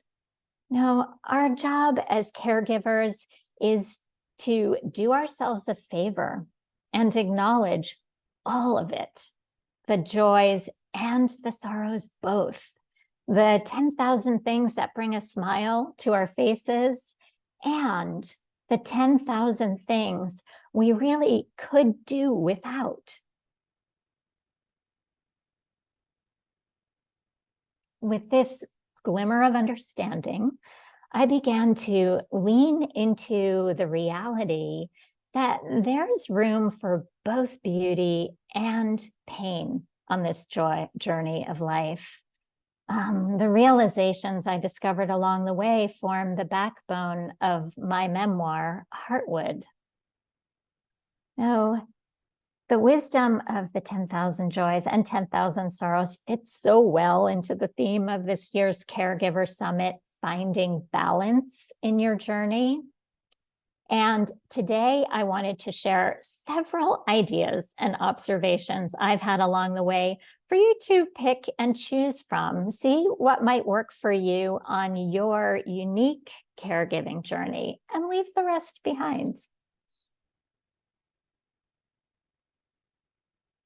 So before we take a look at that wide range of experiences and emotions that can come our way as caregivers, it's important to first take a moment to reconnect with your sense of purpose. And I'll help you with that. I'm here to remind you that caregivers perform an essential, time-honored role in our society. We literally cannot do this without you. Our country would fall apart. It is also a position which can bring with it these long hours, many frustrations, and more than our share of stressors. But the challenges of caregiving become more bearable when we remember the why of what we do. And I bet on a very deep level and a true level, we all do this work because we want to benefit others when they're most in need. You as caregivers are in a unique position to offer ongoing comfort and support in the thick of life's hardest things. Now, through an ever-expanding ripple effect, our compassionate tendencies have the power to reach outward to all of those who feel unmoored by a situation.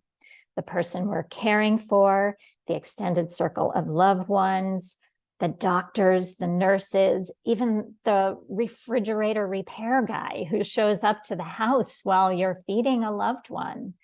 All of these people can be kind of quietly moved by witnessing the way in which you show up. Now, our calm has the power to beget more calm. Our kindness has the power to beget further kindnesses.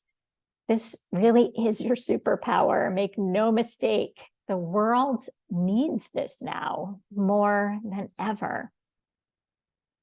You know, in remembering what we do, it's even possible sometimes to touch into more transcendent feelings of gratitude and awe. So I'll tell you a little story about that. When my mom was in the final days of her life, she was in excruciating pain. I had very little continuous sleep for more than a couple of hours at a time. And one day, my family was gathered by her side, taking turns holding her hands and rubbing her back and singing softly. And a feeling that was inexplicable of a profound peace emerged through the pain of knowing that we were losing her. I was so moved that I jotted in my diary that day, we can do extraordinary things when we lead with love. And that line became sort of a signature line from Heartwood. And after the book was published, I started getting photos from random strangers across the country and Canada, because that quote, we can do extraordinary things when we lead with love, was printed on every single bottle of Synergy kombucha for over a year. And that's not because it's so clever, but it's because we desperately crave these feelings like love and compassion.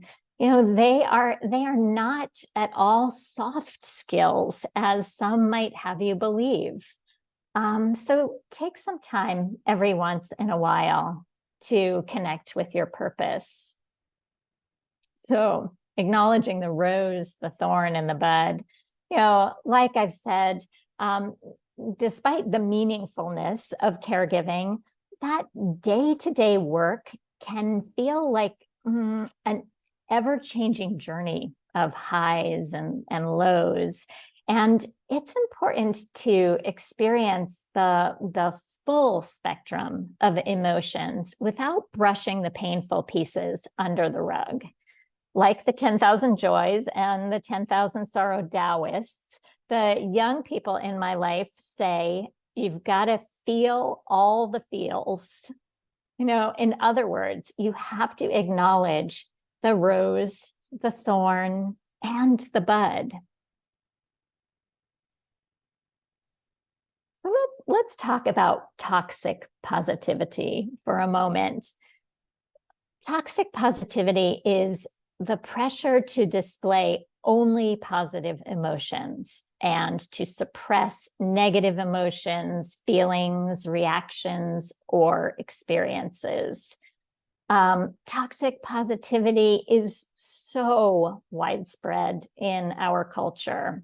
We see it when we hide our painful emotions, the sorrowful side of things, when we feel guilty or sad for being angry, tired. We can hear sometimes ourselves say to other people and to ourselves, like, look on the bright side and it'll all work out. Other people have it worse. At least her cancer, dementia, pain isn't as bad as so-and-so's. No, it's okay to acknowledge the difficult. And what's more, there is no research that says that this false positivity, denying the reality of our difficult experiences, is at all helpful to us. So what can we do instead? Now, messy, difficult emotions shouldn't be bypassed, but explored and honored and dealt with. Tentatively and courageously in our own time, we begin to make peace with life as it is, rather than clinging to a version of what we would have liked it to be. The author Dennis Merritt Jones says, and I love this, a whole and happy life is riddled with obstacles. They become the very stepping stones that helped lift us to a new perspective. So one simple exercise that helps me remember the dynamic nature of caregiving and of life, without holding a preference for the rose above the thorn or above the bud, is this exercise. And let's do it together. I'll give you a few minutes in silence with your writing utensil or gadget. And I want you first to bring to mind something positive that you're experiencing in your life as a caregiver or in your life generally. This is the rose. And after you do that, I'll want you to jot down a challenging emotion or situation that you could use more support with. That's the thorn. And lastly, I will ask you to bring to mind something you're looking forward to. That's the bud, something developing in your life. So I'm just going to pause for a couple of minutes to let you think about that in your own life.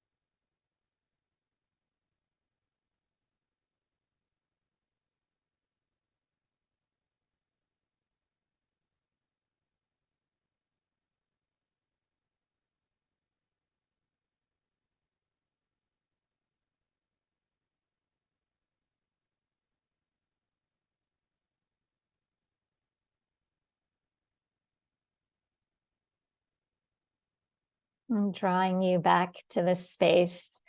I hope you found some new ways of framing your current experience. Like, we're capable of holding more than one emotion or one situation at any given time. And, whenever possible, I love to share my rose, thorn, and bud with friends and colleagues. I was part of a hospice care team at a hospital in New York City. And before we did our meetings at the hospital, we would do a quick check-in with each other, just noting our rose, thorn, and bud. And, even when my kids were growing up around the dinner table, we would ask everybody to name one of these things. And if they wanted help, we could talk about the thorns and brainstorm together. So it's a fun way of getting people to go below the surface and encounter that psychological richness of life that encompasses these wide and intense emotions sometimes.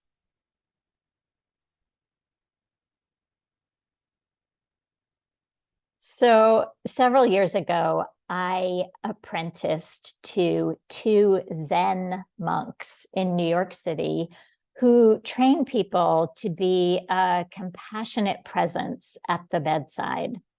They assigned me to the hospice floor at Bellevue Hospital in New York, and that is our largest, most diverse public hospital. And I sat with nearly 1,000 people at the end of their lives, doing hospice spiritual care. And some of the greatest advice I received from those monks was incredibly simple. They said to me this first week on the job, and I was pretty scared to enter the room of the first patient. And they said, Barbara, we think you're intimidated because you think you need to have all the answers to life's existential questions about life and death. And you think you're going to go in there and fix things for people. But if you walk into a room, they told me, and the patient is watching Jeopardy, your job is simply to pull up a chair and to watch Jeopardy together. They said, don't overlook the transformative power of your presence. What happens when you pay attention and listen with every fiber of your being? Instead of trying to fix what cannot be fixed, what if you met people where they are? Now, sometimes this looks like dwelling in deep discomfort and not hastily wiping away their tears and ours, as long as we don't full out lose it. It's okay. It can sometimes be comforting to have others cry in their presence. Training ourselves to be in the storm while simultaneously resting in this stillness that really underlies everything. It's very Zen, but it's very mindful. It applies to everybody. That's also why that invocation, sometimes known as the Serenity Prayer, works so well, regardless of tradition. It's also been used on Hallmark cards and in lyrics by secular musicians. And it says, grant me the serenity to accept the things I cannot change, courage to change the things I can, and the wisdom to know the difference.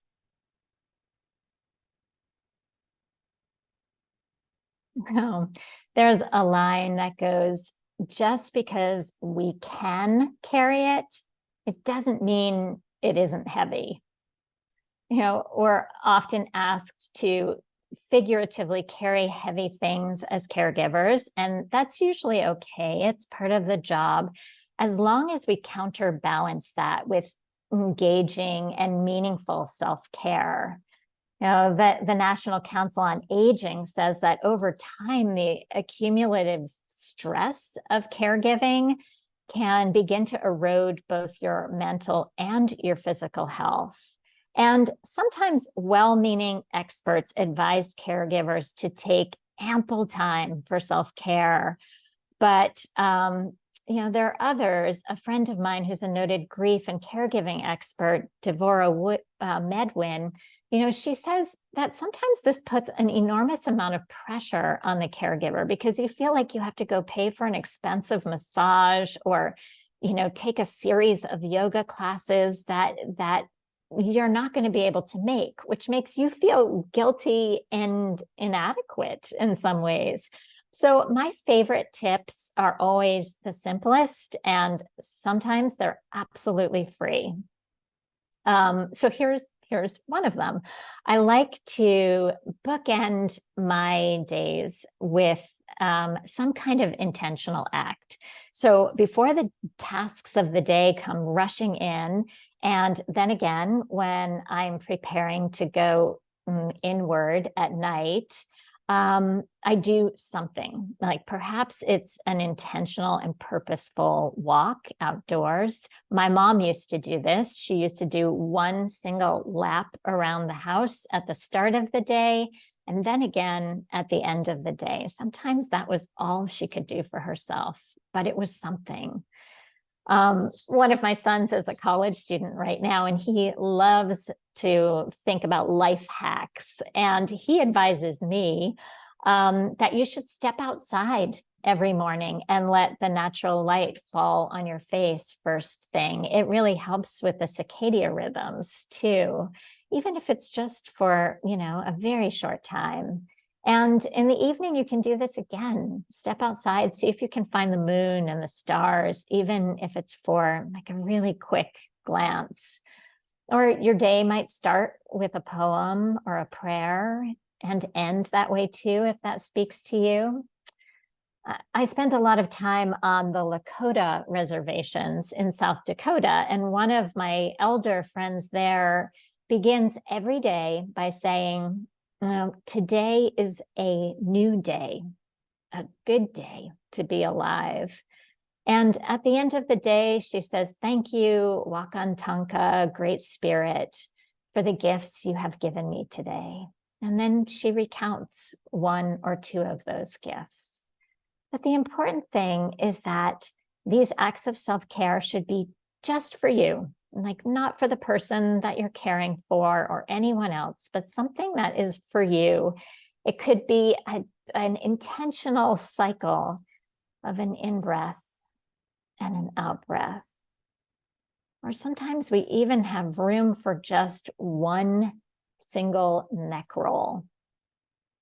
The trick is to find one that makes you happy and to stick with it every day for a week, and then expand to another week and another. And soon you might be developing a lifelong practice.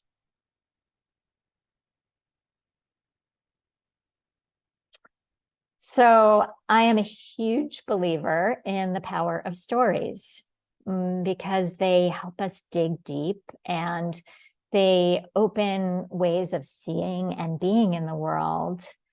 And I think it's important to find a way to tell the story of your role and your experience as a caregiver that works best for you. So the story that you tell yourself and that you tell others really matters.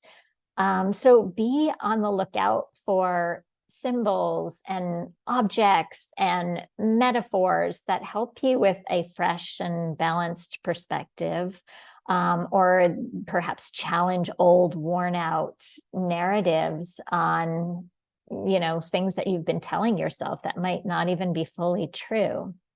So one great place to do this is to look in nature. Nature is a fantastic teacher. You can experience vastness and mystery and beauty and feelings of elevation. And frequently, nature dissolves the boundary between ourselves and other beings and allows in this giant sense of belonging. So I'm going to give you an example.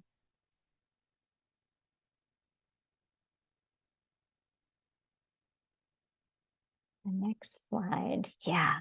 So this is Heartwood, which, as you saw, was the name of my book.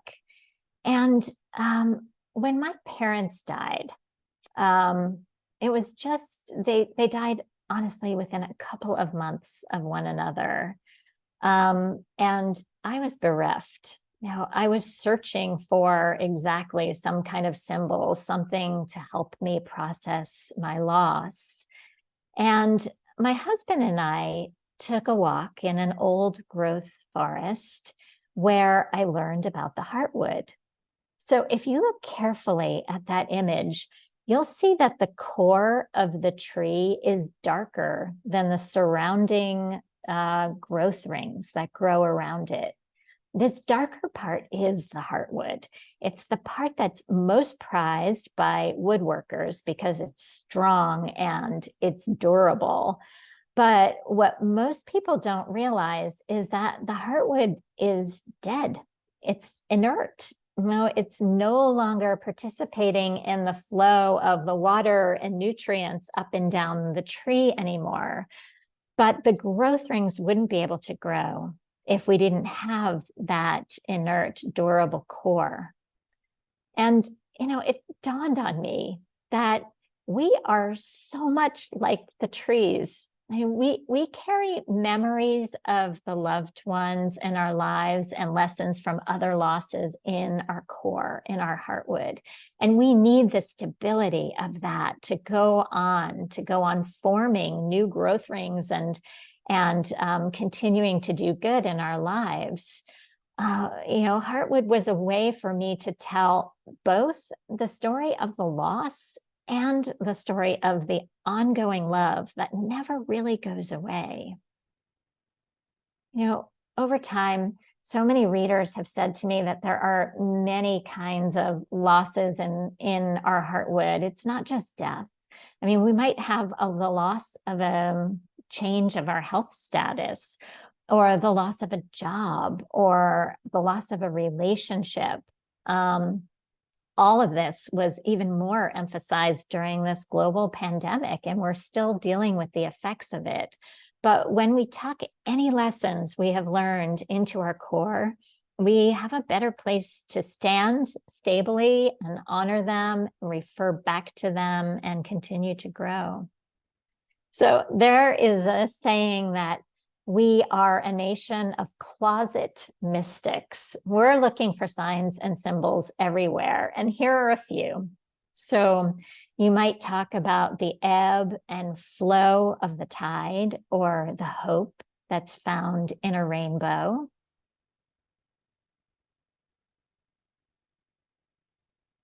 The waxing and waning of the moon. The change in seasons, all of that variability, because that's what life has to offer us too. A lot of people like to talk about the butterfly, which emerges after being a tiny egg, the size of a pinprick, into a caterpillar that's eating as much as hundreds of times its body weight in a single day. And then it turns into this soupy stew of imaginal cells that are inside the chrysalis. And then eventually that butterfly, which is capable of flying up to 3,000 miles to their sort of warm winter homes. Haven't we all been through a metamorphosis of some kind? Now, perhaps the example isn't from nature, but is something man-made. Well, I was talking before we presented today, while we were doing our tech check online. I lived in Japan for a few years after college, and I learned there that there is this ancient art form called kintsugi.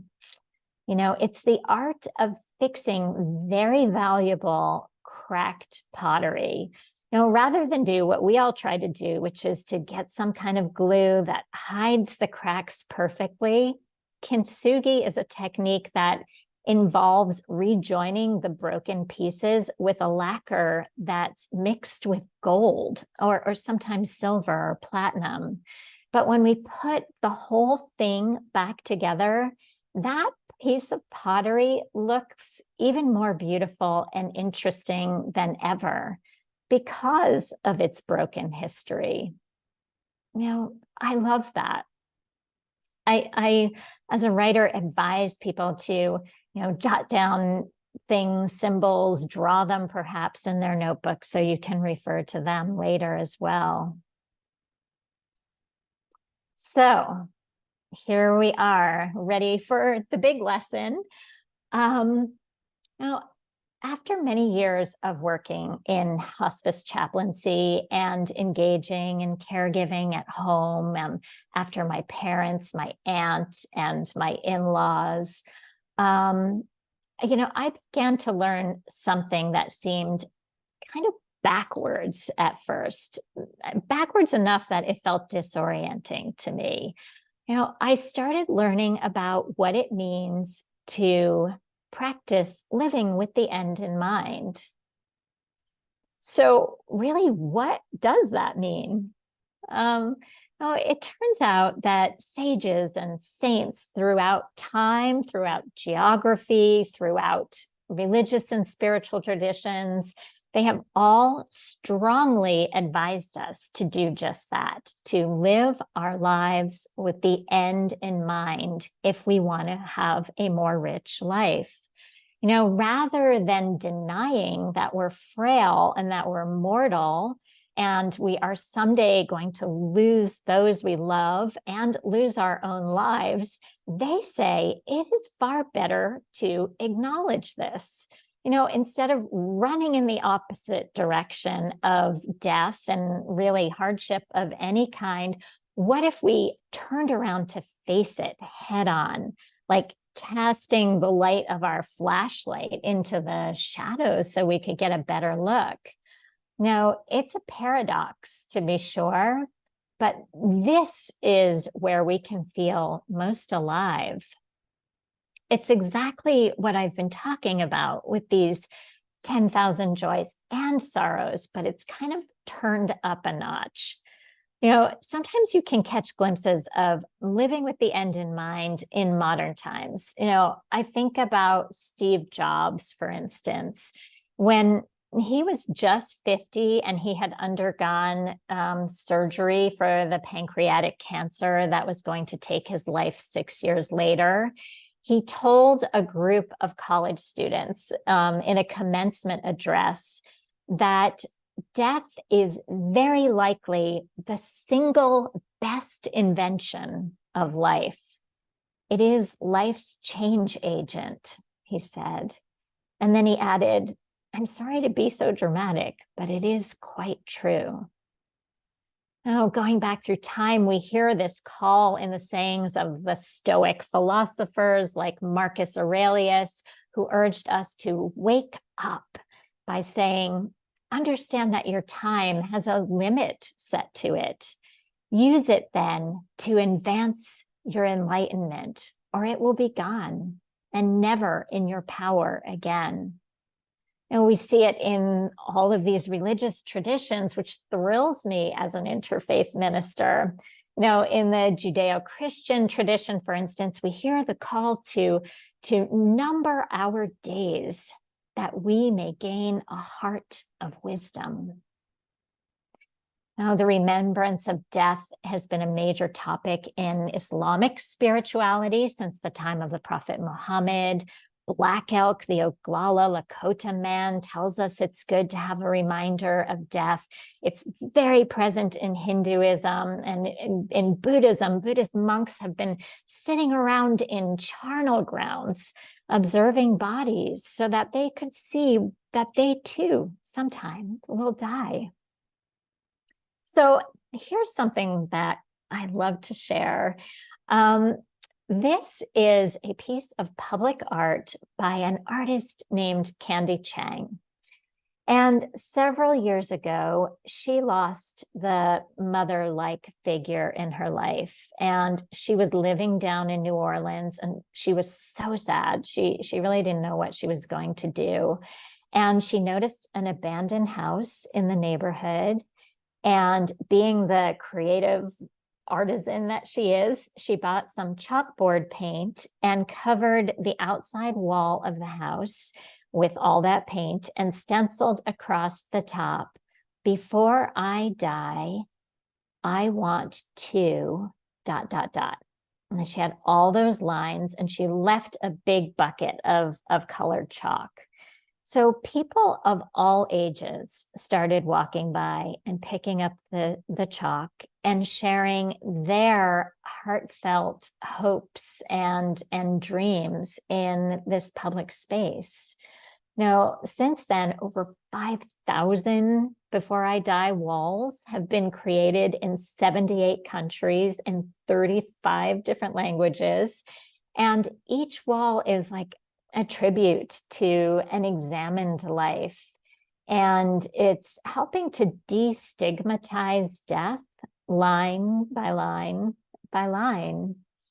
You know, I've heard so many marvelous answers to this prompt. People have said, "I want to say I'm sorry to my brother," or "I just want to fall in love again," or "I want to attend a Taylor Swift concert." You know, there are no rules, but what I'm going to do is give you 5 minutes to jot down at least one thing that you would put on that wall. You know, if more come to mind, go for it. And if you're done and you'd like to share with us, please pop your line into the chat for hosts and panelists, and I'll be able to read some of them out loud. And no worries, I'm not gonna read your name out loud, but the thing that might help is don't think too hard. The first thought is the best thought, as Allen Ginsberg used to say. Have fun.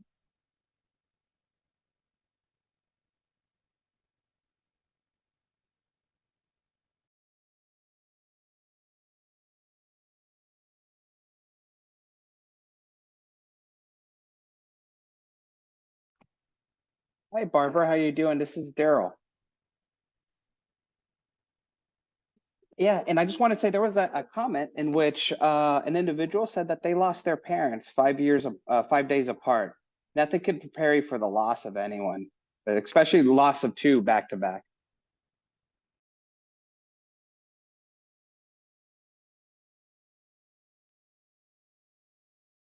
Thanks, Daryl. I'm going to give that a few minutes and return to that in the Q&A session, because, oh, my heart really feels for that person.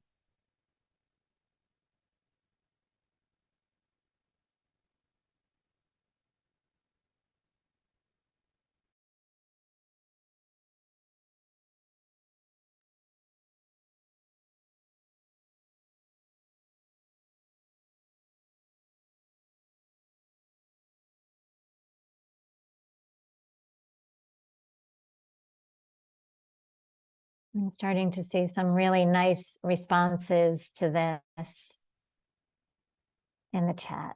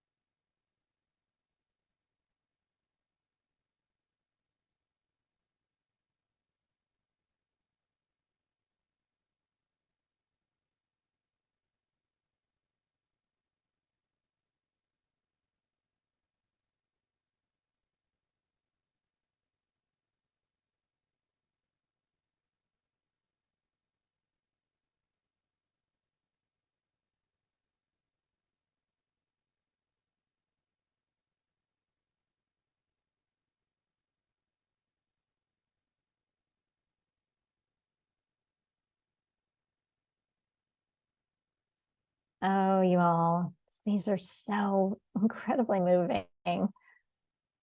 Here's some of them. Before I die, I want to learn to love myself. Before I die, I want to visit every continent. Before I die, I want to see Halley's Comet. Before I die, I want to visit every US state. Before I die, I would like to see a treatment to reverse dementia. Oh, me too. Before I die, I want to swim with the dolphins and go to the last continent. Before I die, I want to see all my great grandkids grown and happy. Before I die, I want to feel free and forgiven. Before I die, I want to visit Utah. Before I die, I want to allow time to spend with adult children that I have spent caregiving. Allow time to spend with adult children that I have spent caregiving. I've had no time for them. I want to live a full life, no matter what it means. I want to travel, learn French, go to Africa. Before I die, I want to go back to school. Before I die, I want to visit the Holy Land. I want to know what peace feels like. I want to go to Boston. I want to find myself again. I want to ask Jesus Christ forgiveness for my sins. So you can see that these are not traditional bucket list items. There's a tendency in those to just kind of suck the marrow out of life on a surface level. But this is a list that refers back to wonder and joy. I want to snuggle with alpacas. Oh, I confirm, testify, I am happy to be alive. Okay, I love this.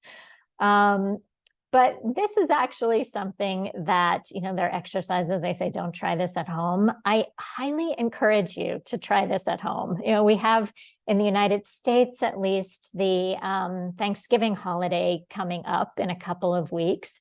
And if you're feeling bold, try this with family. I mean, you might learn things about what other people want to do in their time, whether they are young or old, and maybe you can help each other get to the next step with some of these. Thank you so much. I think we're going to have a way of sharing these after today, and really, take it home with you and think about what caused you to write that, and where you want to go with it. So, in conclusion, I want to talk about where the rubber meets the road, because all of this thinking and all of this practice became indispensable to me when I myself was diagnosed with breast cancer. In some crazy twist of fate, I ended up having surgery on the very day that my book, Heartwood, was launched into the world. So instead of celebrating like authors do with a book tour, I was crashed out on the couch at home with ice packs and painkillers. But by that point, I had learned enough to know that life's most profound lessons come not from those moments in which things are running along easily and comfortably, but they come along when we're pushed into life's rough waters, and we must face our limits and sometimes even our breaking points. So this next picture is me and my book launch. There's a quote that I love from Susan Sontag, which gives me so much perspective on finding balance in health and illness. And that's the next slide, which says, You know, everyone who is born holds dual citizenship in the kingdom of the well and in the kingdom of the sick. And although we prefer to use the good passport, sooner or later, each of us is obliged, at least for a spell, to identify ourselves as citizens of that other place. And what I learned about caregiving was that I was seeing people in my life doing it so well for me. It was such a gift. You know, my dear friend Viviana said, you know, there's nothing you could have done to prevent this. You didn't do anything wrong. Wow, I needed to hear that. You know, my husband took over the bills that were coming in and all the paperwork, and he said, no, let me worry about these so you don't have to. And he kept saying, we'll get through this together. Now, my friend Khadija, who is a Sufi teacher from the Islamic tradition, I thought she was going to give me some amazing prayer from the Islamic tradition. And she said to me, you know, yes, that's all good, but I want you to go and turn on Let It Go from the musical Frozen and sing it at the top of your lungs. You know, and my friend Alston, who reminded me that I was the person who, after my parents died, I walked the Camino de Santiago in Spain. It's a long pilgrimage. And he helped me to reframe the visit I had to do to the hospital every day for a month for radiation as seeing it as a new kind of pilgrimage. Now, the nurse who put her hand on my back when I was crying and then didn't leave the room, she stayed there and just gave me that comfort. And I remember my dad who said all the time, no, this too shall pass, because it's true. No feeling lasts forever, no matter how bad it is. And I knew that I was starting to turn a corner when what I really wanted to do was take the phone call of another woman who was just diagnosed, because turning around to help someone else is one of the best ways that we can heal ourselves. Now, the great news is that research is catching up, and we're learning that growth comes from adversity. Now, there's a phenomenon even called post-traumatic growth, which is actually more common than developing PTSD as a result of, you know, highly challenging life circumstances. It points to these positive changes like deeper connection with others, a greater appreciation for the life we have, new possibilities or purpose in life, creative growth, greater awareness of our personal strengths, and we become better problem solvers. You know, just an altruism, a sense of altruism and compassion that is increased. So I hope during this short time that I've been able to share this harmony and balance that's found in the 10,000 joys and 10,000 sorrows. And I'd like to leave you with a line I love by a theologian I love named Kate Bowler. And she says, you know, may all your days be lovely, but for those that aren't, have a beautiful, terrible day. So here is my contact information. I would love to hear from you. My email is there, my website. You can find me on Facebook and Instagram as Barbara Becker Author. And the next slide is we have this. Here's the book. Can you believe this? Katie Couric called Heartwood one of the books that will change your life. I was so honored.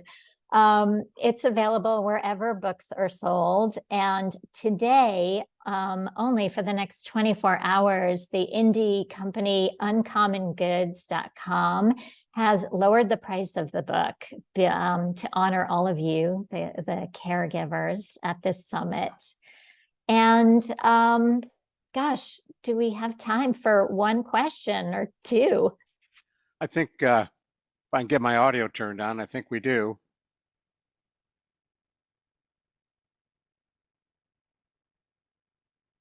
Okay, yes, we should have time for a couple of questions. Daryl? Perfect. Right now, I'm just scanning through all the chats. Oh my gosh, you was an outpouring of people with so many aspirations for their lives. So chats and question is still there. I know people wanting to dance, connect. To address the person who had written in about losing their parents 5 days apart. Oh my goodness. I wish that I could sit down and talk to you about this, because it's kind of a unique situation, losing parents so close to one another. And, I would urge you to see this on no timeline that you've ever heard of before. Like, your grief is something that may take longer. You might have bigger highs and bigger lows than others, but to sort of allow all of it, because the grief journey is unique to everyone. And that kind of situation, it's been now 6 years for me. But there are still moments where I get completely thrown. They blindside you, right? Like, I was I don't know if you have Trader Joe's there, but I was in Trader Joe's and I was looking for the muffins that my father used to eat, and they've discontinued them. And I couldn't believe it. I just started bawling in the middle of Trader Joe's. So yes, like I just don't see any of that as a sign of weakness. It's a sign of courage to even bring it up. And I thank you for that vulnerability. Well, Barbara, thank you so much. It's been great. And we look forward to talking with you again. Me too. Thank you all take so care. much. Bye-bye. Bye. Barbara Becker, and take advantage of the opportunity to go to uncommongoods.com and ask if you want to get a hold of Heartwood. Well, we have reached, I know this is hard to believe, we've reached the end of our presentation today. Remember, what I'd like you to do is respond to the survey that you will get, either emailed to you, or if you're at one of the live showings, they're going to pass out a paper copy of that survey. This summit was recorded and will be uploaded to our website, caregiversos.org, very soon, and you can take a look at it again if you like. For those of you who are Spanish speaking or know someone who is, on November 16th, the Spanish Summit will take place from 10 to 1 Central Time. And to register for the Caregiver Summer Summit, you want to go to caregiversos.org. And remember, you're not on this journey alone. There is help available at the area agencies on aging, all kinds of information for community resources, a great place to start your search for available help in the community, and to find your local area agency on aging in the United States. Go to www.eldercare.gov and you will find an area agency on aging that may be near you. Caregiver SOS provides information and support to family members and friends caring for an older loved one. 2 programs are available virtually and at no cost. The Caregiver Teleconnection, an hour-long educational session with caregiving experts, and you can participate live or simply listen, and it's available by phone and online.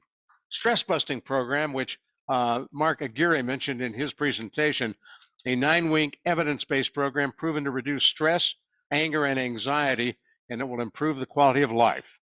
To find out more, go to www.caregiversos.org or call that number on your screen, 866-390-6491. And let me once again thank our sponsors, United Healthcare, our title sponsor, Vitas Healthcare, our diamond sponsor, GB Moreno, PT Financial, Caraday Nursing and Rehabilitation, Care Plus Health Plans, Coastal Bend Area Agency on Aging, Lower Rio Grande Valley Agency on Aging, Older Adults Technology Services from AARP Senior Planet, Sage Care Management, who are providing the CEUs that many of you are going to get from today's presentation, Select Silva Agency, Star Insurance Advisors, Trinity Hospice, University of Texas Rio Grande Valley, the Valley Regional Medical Center, and Volver Acasa. And before I give a final goodbye, I want to thank the staff and folks who put this program together under the direction of Tina Smith and Carol Zernial. What a wonderful, wonderful program. I hope you all learned as much as I know I did today. This was absolutely spectacular. And so, thanks everybody. Appreciate you being here. Have a great day.